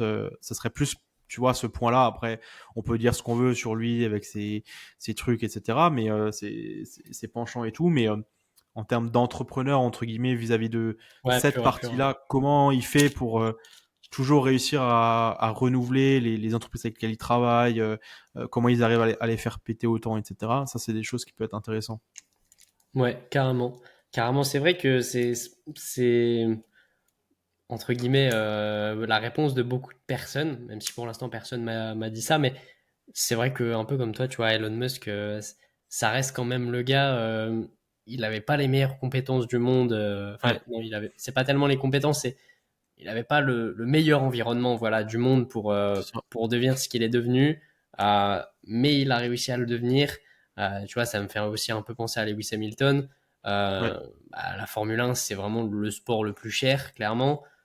Il avait une famille, voilà, c'était moins que le SMIC. Je sais même pas si ça existait ouais, le SMIC à l'époque, mais il a quand même réussi. Il s'est construit lui-même. C'était un monstre dans ce qu'il faisait. bien Il s'en sûr. est toujours tenu à son rêve et voilà, il a réussi à se développer. Et je pense que en vrai, la question, bah, comme tu disais avec Steve Jobs, c'est pas tellement avoir un conseil business ou quoi, mais c'est plutôt un conseil mental de, OK, comment est-ce que tu fais Ouais. pour, dans des situations comme ça, même j'imagine, hein, le stress qu'il doit avoir au quotidien, Mm. tu gères, bon, c'était pas encore la plus grosse boîte du monde, mais tu gères une boîte qui va devenir la plus grosse boîte du Ouais. monde. Côté stress, côté gérer ses émotions, côté gérer ses équipes, même s'il les gérait pas enfin, il les gérait bien, mais pas bien dans le sens, il était cool avec, Oui, bien sûr. mais ouais, Ouais. il est très, très, très chaud. Après, pour rebondir juste sur ce que tu disais, sur vis-à-vis de la gestion, tu vois, de l'équipe, euh, quand il est décédé, bien sûr qu'Apple n'était pas au même niveau qu'elle l'est aujourd'hui, mais je pense que pour moi, c'est justement plus dur de passer de zéro à ce qu'était Apple quand il est décédé, à passer de ce que Tim Cook a repris jusqu'à aujourd'hui. Ouais, Pourquoi? Parce qu'en fait, quand tu passes de zéro à ce niveau-là, bah, il y a beaucoup plus de sacrifices à mettre en place et tu as une image de marque, etc. Quand Tim Cook il reprend, bon, bah, il reprend quand même quelque chose qui tourne, il y a des bons produits, etc. Donc, c'est plus un peu faire tu vois, un peu du nurturing, c'est-à-dire de suivre, voir que tout se passe voilà. bien et puis embaucher, etc. Si déjà, quand tu reprends tes Tim Cook et que la base est pourrite et qu'elle est pas bonne, tu peux faire ce que tu veux, t'arrives pas à Apple aujourd'hui. Donc Mm. je trouve que le travail est plus dur pendant la période Steve Jobs que pendant la période Tim Cook, même si bah forcément Ouais, carrément. elle l'est aujourd'hui aussi parce que lui l'a bien géré, ça c'est bien sûr. Mais quand tu commences à avoir déjà une grosse équipe, bon après il faut juste suivre le cap, avoir des bons conseillers et normalement ça se suit beaucoup plus facilement que quand tu pars de zéro quoi. Ouais, bah carrément. Bah c'est ça quand Tim Cook a repris, il y avait l'iPhone 6 qui était sorti l'année dernière, qui avait tout cassé avec Touch Ouais. ID, je crois, et c'était vraiment la grosse innovation de rupture. Et après, bon bah voilà, Tim Cook il arrive, iPhone 7 c'est la même, iPhone 8 il y a juste deux capteurs sur les Elles ont iPhone rien 12. changé jusqu'au X, Ouais, clairement. iPhone 10 quoi. Et là après iPhone 10, Ouais, c'est vrai pareil. que le 10, je pense, c'est la plus grosse rupture qu'il y a eu. Parce que bah, Ouais, vraiment, il y avait personne qui faisait ça quoi, à l'époque. Alors que là, bah, c'est vrai que c'est limite les innovations, elles sortent chez Samsung, chez ouais, Xiaomi, je sais pas ouais. quoi, avant chez Apple. Donc, ouais, là, ils sont vraiment là juste pour faire du cash, quoi. Et ça se ressent bah, dans les iPhones, là où avant les conventions, dans les keynotes, c'était vraiment Oui. un événement, tout le monde était waouh, à fond, machin et tout. Là où maintenant, l'iPhone, un mois avant, on savait déjà à quoi il allait ressembler, les spécificités qu'il y avait, les leaks de partout. Donc, ouais. Je pense aussi que c'est devenu, bah, c'est comme tout, hein, c'est devenu de plus en plus compliqué aussi d'innover, Mm. tu vois, parce que quand tu reprends les téléphones il y a 15-20 ans, avant qu'il y ait le premier iPhone, etc., bon, tu avais un petit écran avec un clavier physique, donc après, tu es passé à l'iPhone, donc là, c'était vraiment un gros gap, parce que, purée, l'écran, il est ultra grand, il n'y a plus de clavier physique, etc., donc là, l'innovation, elle est grande. Et après, à partir de ça, je trouve que bien sûr qu'il y a eu des innovations, mais c'est plus des ajouts. C'est-à-dire qu'après, on a ajouté des meilleurs appareils photo, un meilleur processeur, un Ouais. écran plus grand, Touch ID, puis après Face ID, puis après, euh, chaque fois, on a rajouté un petit truc, des bords arrondis, des bords plats. Et maintenant, bah, tu vois, si tu réfléchis à qu'est-ce qui peut arriver dans le futur, bah, tu peux moins te projeter, je trouve, que par exemple, il y a 10-15 ans, où chaque année ou tous les 2 ans, tu avais vraiment une grosse innovation majeure où tu disais ouais purée ça c'est vraiment une dinguerie, où là maintenant bon tu regardes tu vois le 17 au 16 au 14 au 15 ou même au 13. Bon, oui, là maintenant les arrondis sont droits, Ouais, l'écran un peu plus grand, t'as gratté 0,1 pouce, l'appareil photo est mieux, c'est c'est assez basique, tu vois. Alors oui, il pousse sur le côté l'IA et tout ça, mais ça c'est plus du software que vraiment du hardware, même ouais, si bah t'as une puce qui gère ça en termes de calcul, mais tu vois, c'est plus un gap aussi énorme que à l'époque. Tu vois, moi, je me souviens quand on est passé des iPhone 3, etc. Après, je crois que c'est à l'iPhone 5S qu'il y a eu ouais. l'introduction de Touch ID. Bah, Touch ID, c'était à l'époque une dinguerie d'avoir un bouton avec empreinte digitale qui reconnaît, etc. De même, après, quand il y a eu Face ID, ça marchait déjà sur Samsung, mais Samsung avait besoin d'avoir la lumière parce que on passait pas sur, je crois que c'est Ouais, le c'était en lidar photo. qui est utilisé, donc c'était une photo. Là, c'est via lidar, etc. Et ça te met des points sur la tête. C'est ce qui te permet de reconnaître que c'est bien toi. Bah ça, c'est des trucs. Allez, pour l'époque, c'était fou. Et j'ai pas l'impression que tu vois dans les années à venir, même si on va sur 5 ans. Bah, si tu regardes là les 10 dernières années, la vraie innovation entre guillemets, bah, c'est les téléphones pliables. Ouais, C'est un peu le truc, un peu gadget, waouh, etc. Que je pense, bah, l'iPhone va forcément y arriver au bout d'un moment, que c'est pas l'année prochaine, c'est l'année d'après, parce que bah, il y aura de plus en plus de personnes qui voudront ça. Aujourd'hui, c'est pas le meilleur moment pour lancer ça, même si Samsung le fait maintenant depuis, je crois, 3 4 ans, les téléphones pliables. Mais ouais, je vois pas trop ce qui pourrait se passer par la suite. Tu vois. Je trouve qu'on peut moins innover dans certains domaines maintenant qu'il y a 10 15 ans. Tu vois. ouais, carrément. Bah, en fait, ce serait rajouter une fonction technique comme ils ont pu le faire, vraiment une grosse innovation de rupture. T'as un Ouais. téléphone, ok, il peut prendre des photos, mais des vraies photos, quoi. T'as un Mhm. téléphone, bah, tu peux téléphoner, mais tu peux enregistrer les contacts. Et c'est ça qu'ils ont fait, c'est il y avait trois choses, appeler, écouter de la musique et prendre des photos. Ils ont mixé Ouais. les trois, ils ont fait un téléphone. Là, c'est vrai que, voilà, à part si tu mets des roues à ton iPhone et que ça devient une voiture, je vois pas trop Ouais. C'est ce ça. qu'il pourrait faire d'autre, mis à part, c'est ça, faire des micro-changements toutes les années. Ouais, c'est des améliorations, c'est juste Mm. des updates pour rester dans la course parce que Samsung va sortir des téléphones tous les 2 mois avec les différentes, soit le Note, le S, le A, Ouais, le machin.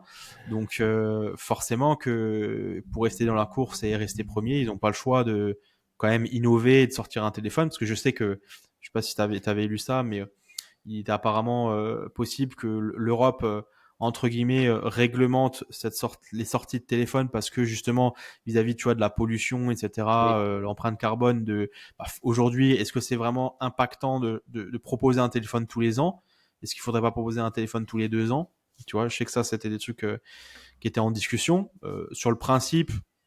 Je pense que c'est pas forcément intéressant de changer de téléphone tous les ans parce que tu Ouais, n'auras pas vraiment un gros gap, mais les entreprises ne feront jamais ça parce qu'elles savent qu'il y aura toujours les gens qui vont ouais, acheter clairement. le dernier iPhone et en fait ça va plus pénaliser les entreprises qu'autre chose. Mm. Donc les entreprises, elles, ne prendront jamais l'initiative de dire oui, bon, bah en fait, on s'est rendu compte que les téléphones, ils s'améliorent pas de fou chaque année, donc on va faire un tous les 2 ans. Ça n'existera jamais. Ouais, ouais, c'est ça. Faut vraiment qu'il y ait une intervention externe. Bah déjà, Oui. tu le vois avec le câble. C'est limite ils ont Ouais. pas attendu de se prendre une amende pour le changer, quoi, et passer tout Ouais. en USB. Mais ouais, c'est ça. Résister entre guillemets au marché, c'est bien jusqu'à ce que, bah, c'est pareil avec les formations. Hein. Tu résistes au marché avec ton CPF jusqu'à ce que tu te fasses Ouais. attraper et que ce soit trop tard, quoi. C'est ça. Bah, Mais ouais, surtout qu'Apple, eux, comme ils avaient leur propre chargeur, bah, ils touchaient des commissions, tu sais, ouais, sur, par exemple, Belkin qui vendait les produits sous licence, etc. Et puis quand c'est passé à l'USB-C, bah, comme l'USB-C est propre à tout le monde, bah, forcément, les chargeurs, tu peux en acheter à 3 euros et t'es plus obligé de passer par Apple. mm, Tu vois, donc c'est sûr qu'ils ont voulu garder ça le plus longtemps possible. C'est vrai que nous, en tant que consommateurs, bah, ça nous arrange quand même d'avoir un chargeur et de charger tout. Parce qu'après, bon, même si tu regardes maintenant sur les derniers Mac, t'as le MagSafe, donc bah, à un moment tu peux charger aussi en USB-C, mais d'avoir vraiment un câble qui te permet de charger peu importe ton appareil, c'est quand même cool, quoi. Parce que sinon, quand Ouais, tu te clairement. trimbales, l'iPad, il était en USB-C, mais l'iPhone, il était en Lightning et ton Mac, il était en MagSafe. Donc, tu avais 3 chargeurs, 3 adaptateurs pour pouvoir tout charger. Là, tu en as un, tu peux charger tout à Mm. partir du moment où tu prends le plus gros, donc celui du Mac, etc., quoi. Mais même maintenant, en plus, le câble pour les Mac n'est plus fourni maintenant sur les nouveaux là qui sont sortis, ceux Ouais, de fin d'année là. Donc bon, je trouve ça quand même assez bizarre parce que tu achètes un appareil électronique, t'as pas de chargeur, un peu compliqué, tu vois. Donc autant ouais, par exemple sur les AirPods, je peux comprendre qu'il n'y ait plus le câble parce que bah, tu as le côté, de toute façon, si tu as des AirPods, c'est que tu as un iPhone. Donc si tu as un iPhone, tu peux ouais. utiliser le câble de l'iPhone. Là, ok, le discours, oui, c'est pour l'écologie, etc. Bon, on sait que ils se basent sur ça pour surtout dire que ça leur fait économiser de l'argent. Mais, euh, mais bon, sur un Mac, quand ton adaptateur n'est pas le même que sur ton iPhone, par exemple, bon, bah, ne pas le mettre et de le proposer en vente additionnelle, je crois qu'il a 80 euros, 90 euros le Ouais. chargeur et t'achètes un Mac, il est à 2500 euros. Bon, je trouve ça quand même gros. Tu vois. Ouais. C'est le downsell de trop qu'il fallait pas mettre. C'est Ouais, mais parce que ça leur fait gratter. Enfin, t'imagines pas ça. les quantités qu'ils font que forcément, bah, tu sais, ça leur permet du coup de réduire la taille de la boîte parce que t'as plus le chargeur, de faire une vente additionnelle, de vendre plus, du coup, de gagner de la marge en plus. Donc eux, ça leur fait gagner énormément d'argent Mm. quand tu multiplies fois le nombre d'utilisateurs, tu vois. Ouais, c'est ça. Et puis clairement, tout le monde râle, mais tout le monde achète. Au Oui, mais final, t'as pas le c'est choix. En surtout fait, ça t'as qui pas se le passe. choix. Si tu veux faire quoi d'autre? T'achètes un Mac à 2500 euros, on te dit, bah, en fait, le chargeur, c'est en plus, c'est 90 euros ou 80 euros, je sais pas. Bah, tu vas dire, bah oui, en fait, de toute façon, que je paye Ouais, 2005 ou 2580, c'est pareil, quoi. ouais, c'est ça. C'est ça. Parce que bah, c'est un peu un ancrage. Tu mets 2500, bon, 80 euros de plus, c'est quoi? C'est rien. C'est Donc, ça. ok, bon, on les C'est met. ça. Mais ouais, clairement, ça se voit qu'ils sont tout pour le cash, là où avant, c'était quand même un peu plus tout pour l'utilisateur. Là, c'est tout pour les investisseurs, quoi. C'est vrai. C'est, Oui, c'est bah, ce qu'on c'est voit clair, beaucoup hein. plus. De toute façon, tout est optimisé par rapport à ça. Alors eux, ce qu'ils ont en ce moment qui les aide, c'est forcément le côté écologique, parce que t'entends parler partout. Donc eux, ils te disent ça, oui, c'est pour l'impact environnemental, etc. Parce que du coup, nos boîtes sont 20% plus fines, du coup, on peut transporter plus, donc ça consomme moins, etc. Bon, ça c'est ce qu'ils te disent au grand public. En réalité, c'est que derrière, par contre, ça leur permet de gratter 80 ou 100 euros sur chaque vente et multiplié par les millions qui vendent, ils sont bien contents, quoi. Mm. Là où l'époque, tu vois, il y a l'époque Steve Jobs, bon, l'écologie, on parlait pas trop. Donc il y avait pas réellement, tu vois, le côté Ouais. tiens, on peut utiliser ça pour dire pourquoi on a enlevé tous les câbles dans les boîtes, quoi. Ouais, ouais, ouais, mais même à l'époque, en plus, les iPhones, je crois, je sais plus si c'est jusqu'au 5 ou au 6, ils étaient tous vendus au même prix que du 1 au 2, au 3, au 4, au 5, c'était le même prix. Ouais, Après, je crois le 6, il a dû prendre genre 20 euros, un truc comme ça, mais au final, sur l'inflation, bah, ça faisait rien, ça faisait même ouais. moins cher que ce que ça revenait. Et après, ouais, il y a Tim Cook qui est arrivé, en 3 ans, l'iPhone, il a pris 300 euros, quoi, donc... Ouais, c'est et là où on encore, parce voit que que. je crois qu'à l'époque, tu vois, iPhone 7, 8, cette époque-là, je crois que vu qu'il y avait qu'un modèle, Hmm, je crois quand tu prenais un iPhone 8 qui était le haut de gamme d'Apple à l'époque, avant que maintenant il y ait, tu vois, les Pro, Pro Max, ouais, etc. Un iPhone 8, ça devait coûter peut-être 809 euros, je crois, ça coûtait quelque chose ouais, comme ça, dans les 800. Là où maintenant, si tu veux le haut de gamme d'Apple, c'est iPhone 17 Pro Max, ça vaut 1500 euros. ouais, vraiment. T'as presque fait Et après. x2 sur le flagship de la marque, quoi. Hmm. Et en plus, sur ça aussi, où ils sont très très forts, c'est sur le. Comment le stockage. Le stockage, Oui. ça coûte quoi? Allez, 30 euros en plus pour mettre entre 512 et 1 Tera. Eux, ils vendent 300 euros de plus. Ouais, Mais derrière, ouais, c'est des génies parce que tu te dis, bon, j'ai pas besoin, j'ai iCloud. Sauf qu'une fois que ouais, tu as iCloud, bah, tu veux plus revenir à un Samsung puisque tout est sur iCloud. ouais. Et donc, en fait, tu es dans une prison un peu dorée Et au final, d'Apple. surtout quand tu as iCloud, bah, tu payes un abonnement. Donc, Mm. si tu veux avoir le stockage équivalent, bah, tu vas prendre l'offre à 200 euros, à 200 gigas, donc tu vas avoir, ou 2 Tera, non, c'est, je crois, maintenant. Ouais, C'est ouais, il y a 2 même plus de Tera et 200 gigas. je crois que tu payes 10 euros ou 15 euros par mois, je crois, quelque chose comme Mm. ça. Donc, au final, tu mis sur la durée de vie de ton iPhone, bah, c'est comme si tu avais payé tes 300 euros de stockage. Ouais, Tu ouais. vois. Donc, l'un dans l'autre, ils trouvent toujours un moyen pour que tu les payes tes 300 euros de stockage. Ouais, mais c'est ça où ils sont vraiment très très forts, c'est faire bah, des prix entre guillemets cachés et où tu es Ouais. vraiment obligé tous les ans d'acheter chez eux parce que bah, sinon, tu changes, tu as des AirPods, tu as une Apple Watch. Ah, mais tu veux repasser chez Samsung? Ah, bah ton Apple Watch, tu as 40% des fonctionnalités que tu peux plus utiliser. Ouais. Ah, et pareil, si tu veux utiliser tes AirPods, il faut que tu installes une application et c'est 3 euros pour l'installer. Ouais. Donc, c'est ça où ils sont vraiment très très forts.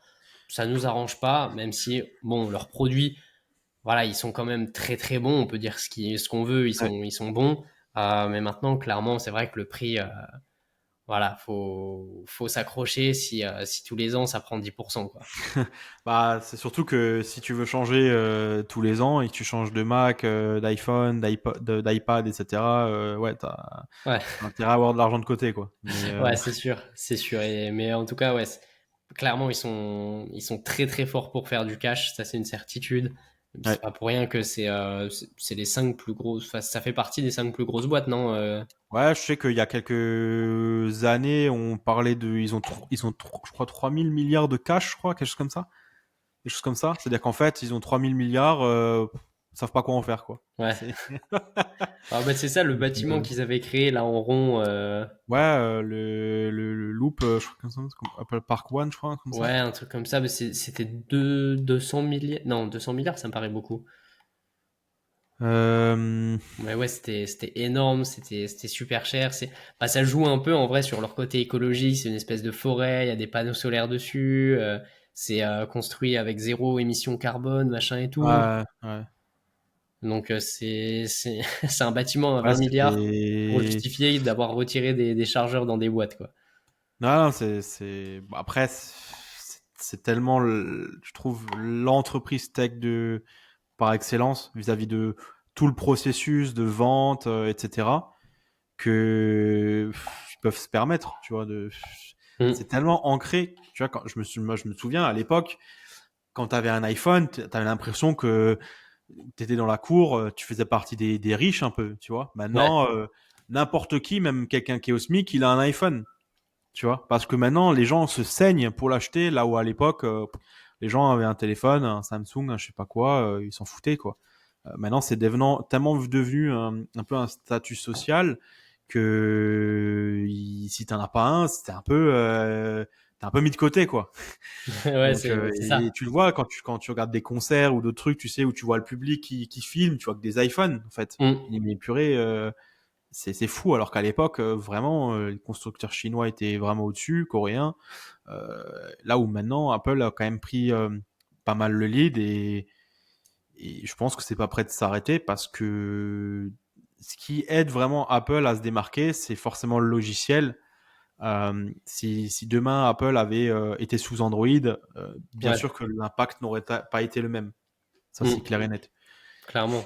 Clairement, ouais, c'est ça. Bah moi, chaque fois, enfin, j'ai un pote à moi qui est vraiment Apple first, Apple first, Apple first, machin et tout. Dès qu'il peut justifier une dépense, non, mais parce que l'UX est dingue. Non, mais parce Ouais, qu'en fait, ouais, le mien était un peu vieux. Non, mais parce que regarde sur un Mac, tu peux faire un copier-coller de ton iPhone à ton ouais. truc.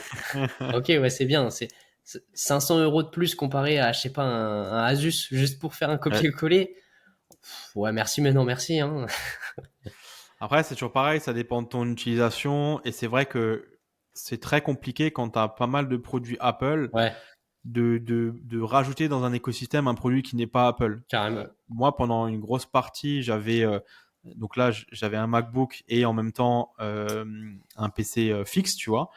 Et du coup, c'est toujours pareil. Quand j'ai tout sur mon iPhone et sur mon Mac et que je veux travailler sur un truc vite fait sur mon PC fixe, bah, je dois me l'envoyer par mail ou alors Ouais. mettre sur des drives ou des trucs. Tu vois, en fait, ça complexifie. C'est fait exprès pour complexifier l'expérience pour que tu dises, en fait, ça me fait chier d'avoir un PC fixe et au final, je l'ai revendu. Tu vois, je me dis, ben Ouais. en fait, à chaque fois, je voulais faire un truc, mais en fait, ça me fait trop chier. Je prenais le Mac et je le faisais sur le Mac, tu vois. Et maintenant, bah, juste, je plug un écran sur mon Mac, écran externe, et puis basta, tu vois. Ouais, Mais ouais, c'est ouais. fait exprès pour que tu aies justement cette transparence entre tous les outils et les appareils Apple pour que tu plus envie de sortir de cet écosystème-là et te dire, bah attends, je vais acheter des écouteurs d'une autre marque, mais du coup, c'est moins bien, etc., etc., et te forcer à acheter tout chez eux, hein, chez eux, hein. Ouais, ouais, ouais, c'est ça un peu te dire, bon, j'ai. Et c'est un cercle vicieux. Une fois que tu achètes, je sais pas, ton iPhone, ton Mac, tu te dis, bon, en vrai, c'est des bons produits. Les écouteurs, ils coûtent 30 euros de plus que chez Bose. Bon, bah, je prends des AirPods, quoi. Ouais, Et c'est plus on en achète, en fait, et plus on est bloqué là-dedans. c'est Et ça. c'est un peu la même chose dans le business. Moi, c'est ce qui s'est passé, en fait, pour Mathis, si tu veux. J'achète donc son accompagnement une fois, ok. Super, ça se passe trop bien, je scale de fou. Il fait un mastermind. Bon, bah, voilà, ça a trop bien marché la première fois, j'y vais, quoi. Ouais, Et donc, ça remarche super bien. Je trouve des clients là-bas, machin et tout. Ok, trop cool. Et après, il propose un truc en mensuel. Bon, bah, je suis obligé d'y aller, quoi. Et au ouais, final, c'est un peu une strat à la Apple sans iCloud. ouais, Mais ouais, voilà, tout le temps, je faisais qu'il crée un produit et j'étais le premier à l'acheter parce que, bah, ouais, de une, parce que ça marchait bien. Hein, clairement, j'avais des résultats, sinon je l'aurais pas fait. bien sûr. Mais aussi parce que, bah, pourquoi, je sais pas. Pourquoi, je sais pas.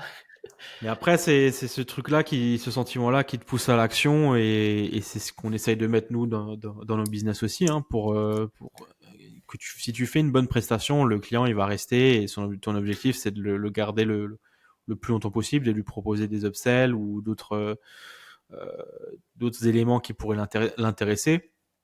Et ça marche franchement bien, forcément, quand tu as un business qui propose de la valeur et où les gens, ça les impacte réellement, quoi.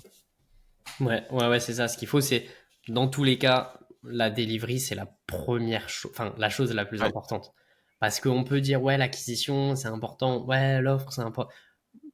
Il n'y a rien de plus important que la delivery parce que tu peux avoir une offre qui est un petit peu bizarre, que les gens comprennent pas, qui est pas super, mais tu peux l'ajuster si tu suis bien la personne et elle peut avoir des résultats. Tu peux avoir une acquisition qui est pas super, si tu as une bonne delivery, bouche à oreille, tu as des clients.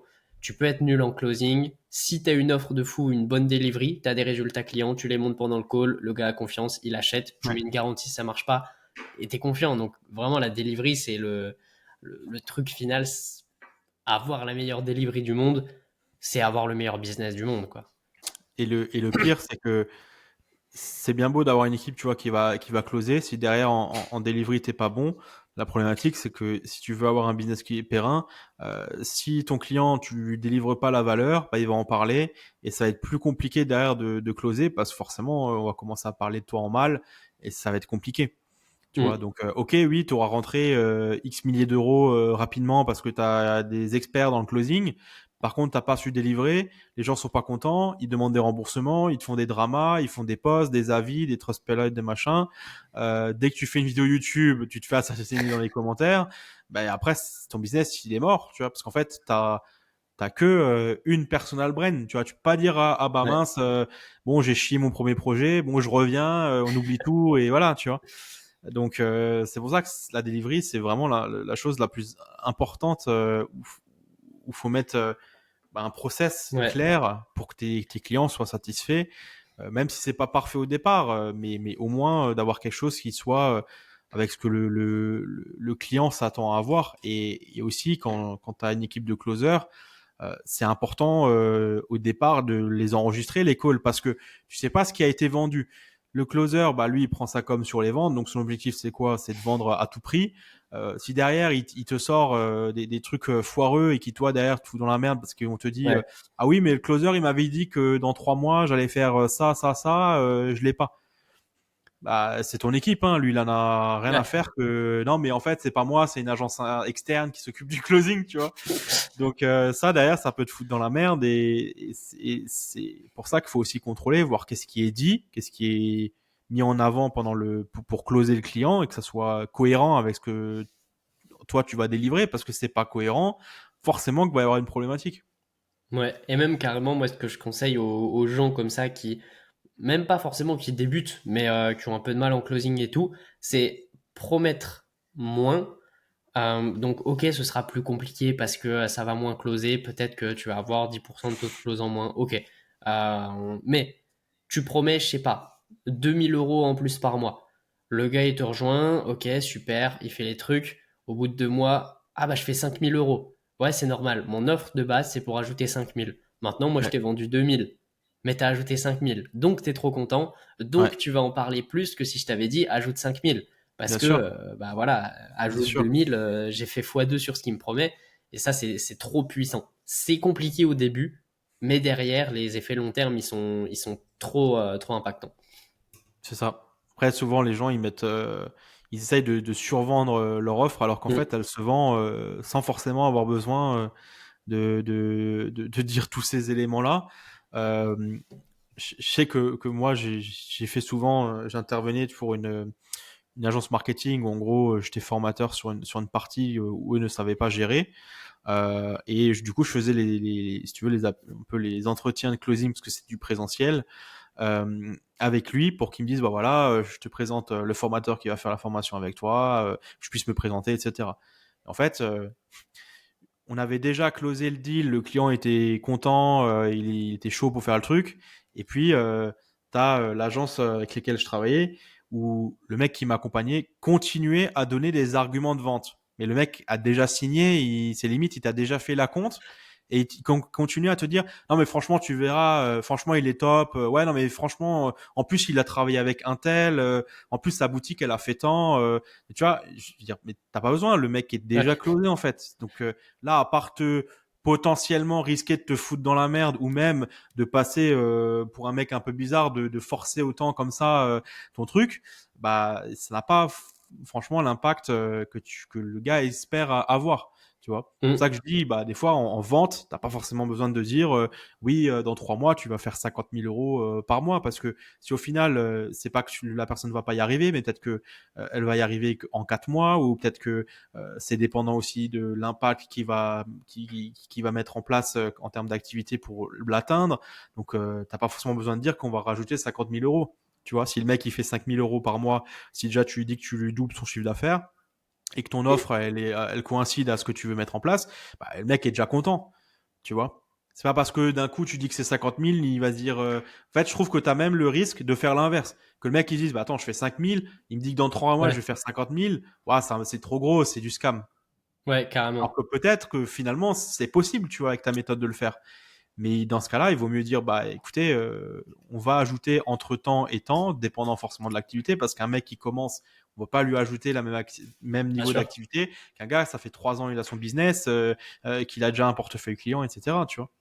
Ouais, ouais, non, mais c'est ça, c'est clair.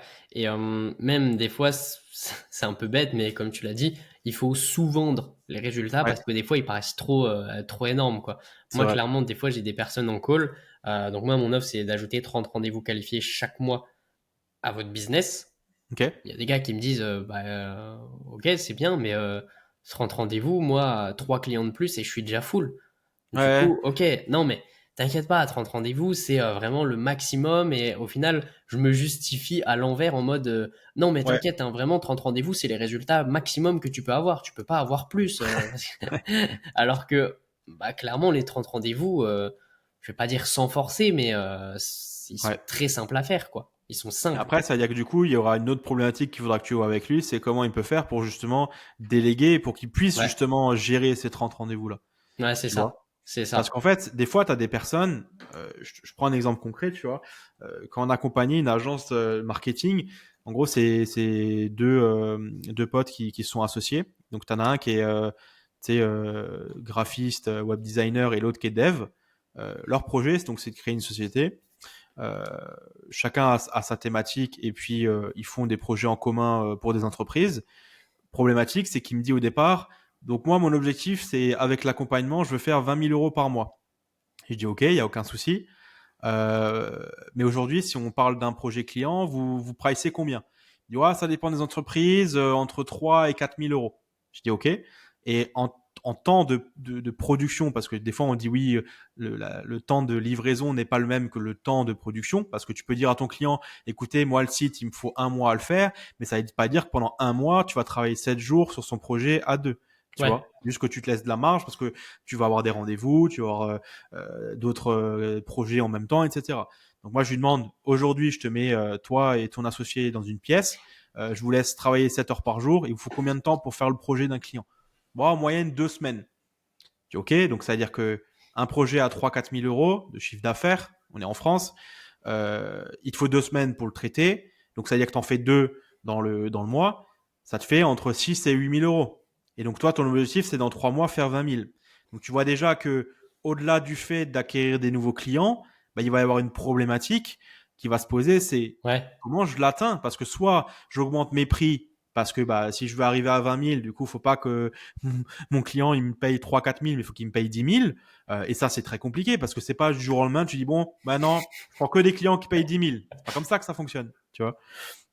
Soit il faut que tu rajoutes un élément qui te permet de gérer plus de clients et qui n'a pas d'impact, toi, sur ton temps de travail. Et c'est là Mm. où arrive la partie délégation, etc. Parce que Ouais. bah, on peut pas se démultiplier et tu peux pas faire, toi, tous les projets de tes clients. Si ton objectif, c'est de faire 20 000 euros par mois, c'est pas possible. Je t'ai montré mathématiquement, ce n'est pas possible. Maintenant, tu peux avoir des personnes, tu sais, qui vont dire, ah mais moi je veux pas plus de clients, je suis très bien comme ça, je fais mes 5 000, mes 10 000 par mois, je veux pas déléguer, je gère mes clients, etc. Je l'entends, c'est des choses qui peuvent arriver. Non, si ton objectif, par contre, il est d'aller chercher les plus gros résultats, bah, il faut mettre déjà sur le papier quelles sont les problématiques qui vont t'empêcher aussi d'atteindre ces objectifs-là. Carrément, carrément. Et ouais, c'est ça. Ne pas vouloir, enfin, montrer par les chiffres, ça c'est super puissant parce qu'il y a des fois on est entêté sur quelque chose et Ouais, on reste bloqué à croire que c'est possible, alors qu'en fait, bah, on fait un calcul simple qui prend 3 minutes à faire et on a la ouais. preuve que même dans le meilleur des cas possibles, dans la meilleure des situations possibles, bah non, juste c'est pas possible. Donc ça c'est pas mal. Moi des fois je reframe aussi ça pour mes clients en leur disant ok bah tu veux 30 rendez-vous qualifiés par mois. Ok, c'est bien. Là, à l'heure actuelle, t'en as combien? T'en as 60. Ok, ça veut dire que t'en as 90. T'as un closer avec toi? Non. Tu peux passer 3 heures par jour en appel? Ah bah non, clairement pas. Bah comment tu veux Oui, ça sert à rien du coup. Ouais, voilà, c'est ça. C'est ça. Donc aujourd'hui, le problème, c'est pas là. Le problème, c'est ok, mets en place un closer. Et une fois que tu as ce closer-là, va chercher plus de calls. Et Ouais. à partir de là, tu pourras, quoi. Mais ouais, bien recadré parce que c'est vrai que des fois on est tellement entêté dans ce qu'on a en tête que on s'en diffère pas, ouais, 100%. Et puis après, tu as des personnes, je rebondis sur ce que tu disais, c'est que tu as des personnes qui disent oui, mais c'est pas grave, quand j'aurai ces rendez-vous-là, je chercherai quelqu'un à les déléguer, à qui les déléguer. Mais non, ça marche pas comme ça, parce qu'en fait, si demain je te ramène 30 rendez-vous et que tu les gères pas, ben déjà, toi, vis-à-vis de la prestation que je t'ai produite, tu vas me dire bon, bah, je paye, mais j'ai des rendez-vous, bah, de toute façon, je les fais pas, donc ça ne sert à rien. Donc, tu as l'impression de pas avoir une réelle valeur derrière. Et si tu veux commencer à déléguer, donc trouver quelqu'un, le former, etc., et ça se fait pas du jour au lendemain. Ouais, Tu vois, donc c'est quelque chose qui se prépare en amont et tu peux pas te permettre de dire oui, je délèguerai quand je serai sous l'eau. Bah non, quand tu es sous l'eau, c'est déjà trop tard en fait. C'est avant qu'il faut se préparer parce que c'est justement quand tu es sous l'eau que tu veux déléguer que du coup tu vas prendre aussi un peu tout et n'importe quoi parce que t'as pas le temps de te permettre de dire ok je vais vraiment trier qui a l'air d'avoir les meilleures compétences, qui je vais mettre sur ce projet-là, etc. Tu te retrouves à avoir des projets par exemple sur des sites internet où le mec il a fait un taf qui est pas bon et qui est pas livrable à ton client, sauf que du coup tu as pris du retard, du coup toi tu rattrapes le projet, du coup toi tu es encore plus sous l'eau et après c'est la boucle, tu vois. ouais, C'est trop tard en fait. ouais, Et clairement. après, tu as l'image de marque que tu vas avoir, c'est ah oui, bah, le mec il est sous l'eau, le projet il me dit que c'est 1 mois, finalement ça a pris 3 mois, le truc il y avait des bugs, etc. Et après, pour récupérer ça, cette image-là, c'est très compliqué.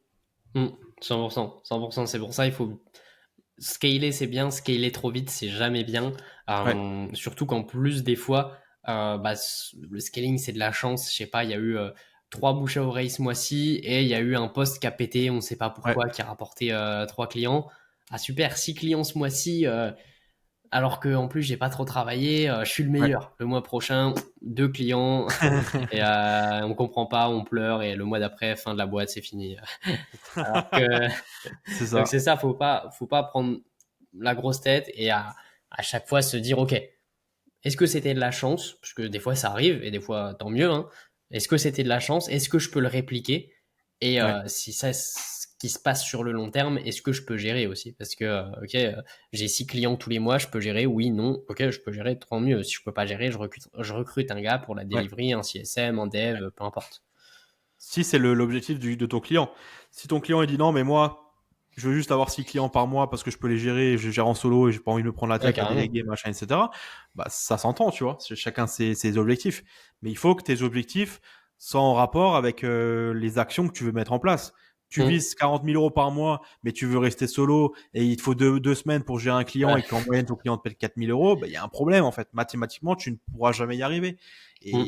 bien souvent, quand c'est la première étape que je fais, tu vois, en appel en appel stratégique avec les agences, mais c'est de poser quelles sont leurs visions, c'est quoi leur objectif, c'est quoi le business plan, parce qu'il faut que le business plan soit en accord avec ce que nous on va leur proposer et ce que eux veulent réellement mettre en place. Si déjà le mec me dit non mais moi j'ai pas envie de déléguer, j'ai peur que ça soit mal fait ou autre, etc. D'accord, ça s'entend, mais du coup, tu ne peux pas me dire oui, je veux faire 50 000 euros par mois. Ouais, Tu vois bien qu'il y a un clairement. problème. À un moment, soit tu fais 3 équipes de 8 et tu fais travailles 24 heures par jour et ça te permet de gérer 3 fois plus de clients. Mais si tu veux garder ton rythme actuel, ça ne sera jamais possible. Ouais. Et se dire dans sa tête, non, mais c'est pas grave, là, je vends mes projets à 3 4 000 et puis quand je vais être connu, je les vendrai à 10 000 et du coup, bah, je vais arriver au montant. Non, parce que là, en fait, c'est comme si demain tu joues au loto et t'espères gagner. Mm. T'en sais rien, toi, si dans 3 mois, tu vas pouvoir vendre ta création de site internet à 10 000 euros. Tu vois? T'en sais rien. Ce que tu sais aujourd'hui, c'est que tu vends 3 à 4 000, que ça se passe bien. Et donc, tu peux te projeter sur ces chiffres-là. Par contre, ce qui est sûr, c'est que ton chiffre d'affaires idéal n'est pas accessible en gardant ta structure actuelle. Ouais, ouais, c'est ça. C'est ça. Toujours bien se remettre en question. Ça, c'est quelque chose qui est trop important en business.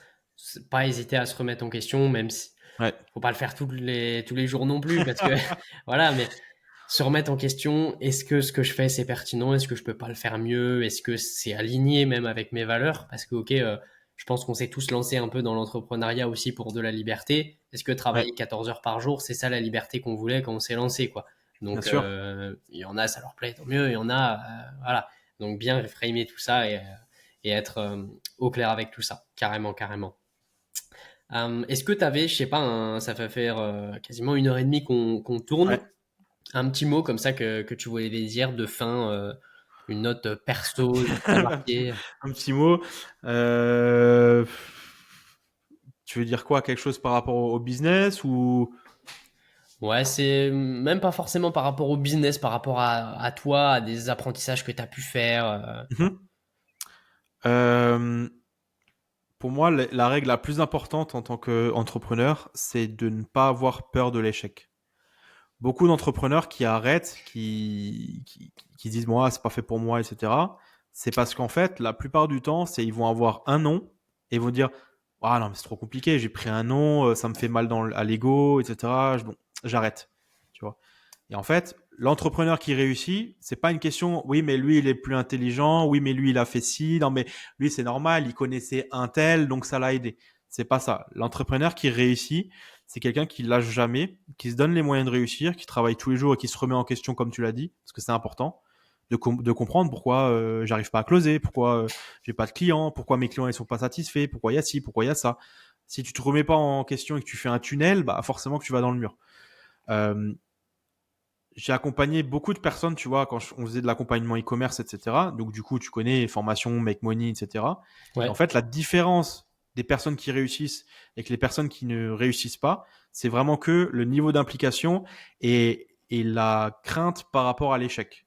ok. Ceux qui réussissent pas, c'est les personnes qui, bah, par exemple, tu as lancé un produit, il marche pas, il dit ah purée, mais ça marche pas, mais du coup en fait l'e-commerce c'est mort, mais ça ne marche pas, mais Ouais, c'est pas moi qui ai fait une erreur, non non c'est le process, ça ne marche pas, donc j'arrête.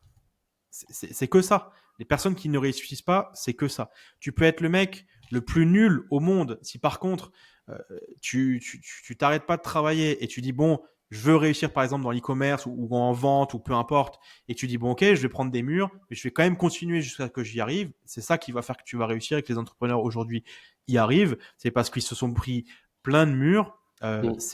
C'est très mal vu en France tu vois, de faire couler une boîte, d'avoir si un projet qui marche pas, etc. C'est un peu en mode le loser, il a pas réussi, etc. Mais au final, c'est là où tu apprends le plus. Si ton business, dès le début, ça décolle, t'as appris quoi? Ouais, clairement. Parce que dès que tu vas te prendre le premier mur, par contre, il va être beaucoup plus violent que le mec, par exemple, qui a loupé le lancement d'un truc où ça a un peu marché, mais pas de fou, etc. En fait, plus tu vas avoir le côté euh, j'ai la chance de mon côté, tout a bien marché et d'un coup je vais prendre un mur parce que tout le monde se prend un mur. Bah, il va être de plus en plus violent cet impact au fur et à mesure que tu t'éloignes de ça. Euh, pour terminer, tu vois, en modèle d'exemple, parce que des fois les gens ils disent oui, mais ceux qui réussissent, ils ont fait HEC, ils ont fait des grandes études, ils ont fait je sais pas quoi, ils sont intelligents, ils ont 140 de QI ou je sais pas quoi. Euh, j'ai eu plus de personnes qui ont réussi, de personnes qui ont arrêté les études au brevet des collèges. Ok. Tu vois, et j'ai autant accompagné des mecs qui ont bac plus 5 que des mecs qui ont juste le bac, un bac pro ou même pas de diplôme. Pourquoi? Parce que souvent, les gens qui sont bac plus 5, ils ont un process où on leur a toujours dit il faut réussir. Tu as Ouais. des examens, il faut réussir. Tu as des devoirs, il faut réussir. Il faut avoir telle note pour avoir le diplôme, etc., etc. Ce qui fait que dans l'entrepreneuriat, ça ne marche pas ça, de juste apprendre des leçons et que ça marche. Parce qu'au final, l'école, c'est quoi? C'est voilà, on révise tel sujet, on le recrache le jour de l'examen. Bah, oui, la finalité, c'est quoi? Tu as appris par cœur. Bah oui, tu as eu ton examen, logique. L'entrepreneuriat, c'est pas juste on m'a dit fais une recherche produit, lance un site et Ouais. fais des pubs et ça marche. Non, ça ne marche pas. C'est 99% des produits que tu vas tester ne vont pas marcher et ça va être le centième qui va marcher et l'entrepreneur qui va réussir, c'est celui-là qui va tester jusqu'au centième. Et malheureusement, beaucoup en testent un, deux, trois et arrêtent et c'est pour ça qu'ils n'y arrivent pas. On prend cet exemple-là, tu vois, dans l'e-commerce, mais ça peut être même dans tu veux monter une agence de closing, etc. Bah, tu veux devenir vendeur, tu fais deux appels, ça se passe mal, tu prends des noms. Si tu n'arrives pas à reset mental pour passer à l'appel 3 et tu dis, ouais, mais en fait, finalement, c'est pas fait pour moi, bah oui, forcément que ça va pas se passer. Tu vas pas réussir à avoir des résultats. Moi, j'ai redoublé trois niveaux, tu vois, d'études dans ma vie. Donc, bon, sur le principe, tu regardes en France, combien de personnes ont redoublé 3 fois? Il n'y en a pas beaucoup, Ouais. tu vois. Donc, on pourrait très bien dire, putain, lui, il est con. Je suis le seul de ma classe qui a loupé le bac.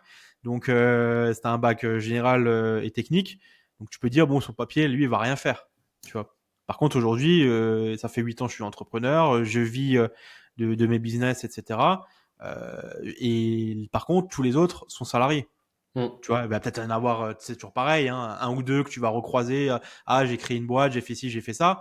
Euh, mais si tu regardes par rapport à les standards que l'éducation nationale essaye de nous dire en disant faites des bacs plus 7 et vous allez réussir dans la vie, oui, ça te permet d'avoir un job qui possiblement sera mieux payé qu'une personne qui n'a pas de diplôme. Ça, on se le ment pas. Mais Mm. ça ne veut pas dire que parce que tu n'as pas de diplôme que tu ne vas pas réussir dans Ouais, d'autres c'est ça. domaines. Hein.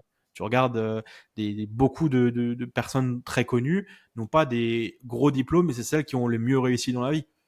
Tu vois, Mm. parce qu'en fait, les études aussi ne les ont pas matrixées sur le côté faut réussir, faut réussir. J'ai un examen, je révise.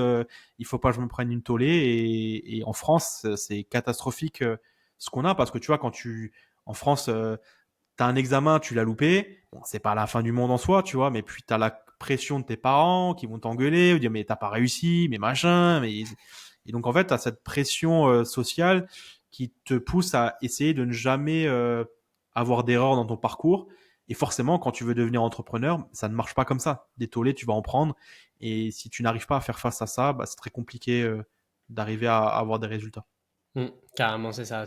Jamais, en fait, se dire que l'échec, c'est la fin, mais au contraire, Ouais. l'échec, c'est justement le début du process, ouais. Bah, c'est là où tu apprends le mieux, hein, au Mm. final. Parce que quand tu fais un Clairement. échec, tu dis, bah attends, c'est à cause de quoi que j'ai eu un échec? Ok, c'est à cause de ça. Qu'est-ce que je peux faire pour du coup ne pas refaire la même erreur? Si tu réussis, il y a personne qui va se poser et dire, bon alors, mon projet, il a bien marché. À cause de quoi il a bien marché? Ok, c'est à cause de ça. Vraiment. Tu vois? Donc forcément que on dit toujours, et c'est un peu bateau ce que je vais dire, mais on apprend beaucoup plus de ses échecs que de ses réussites. Mais c'est vrai.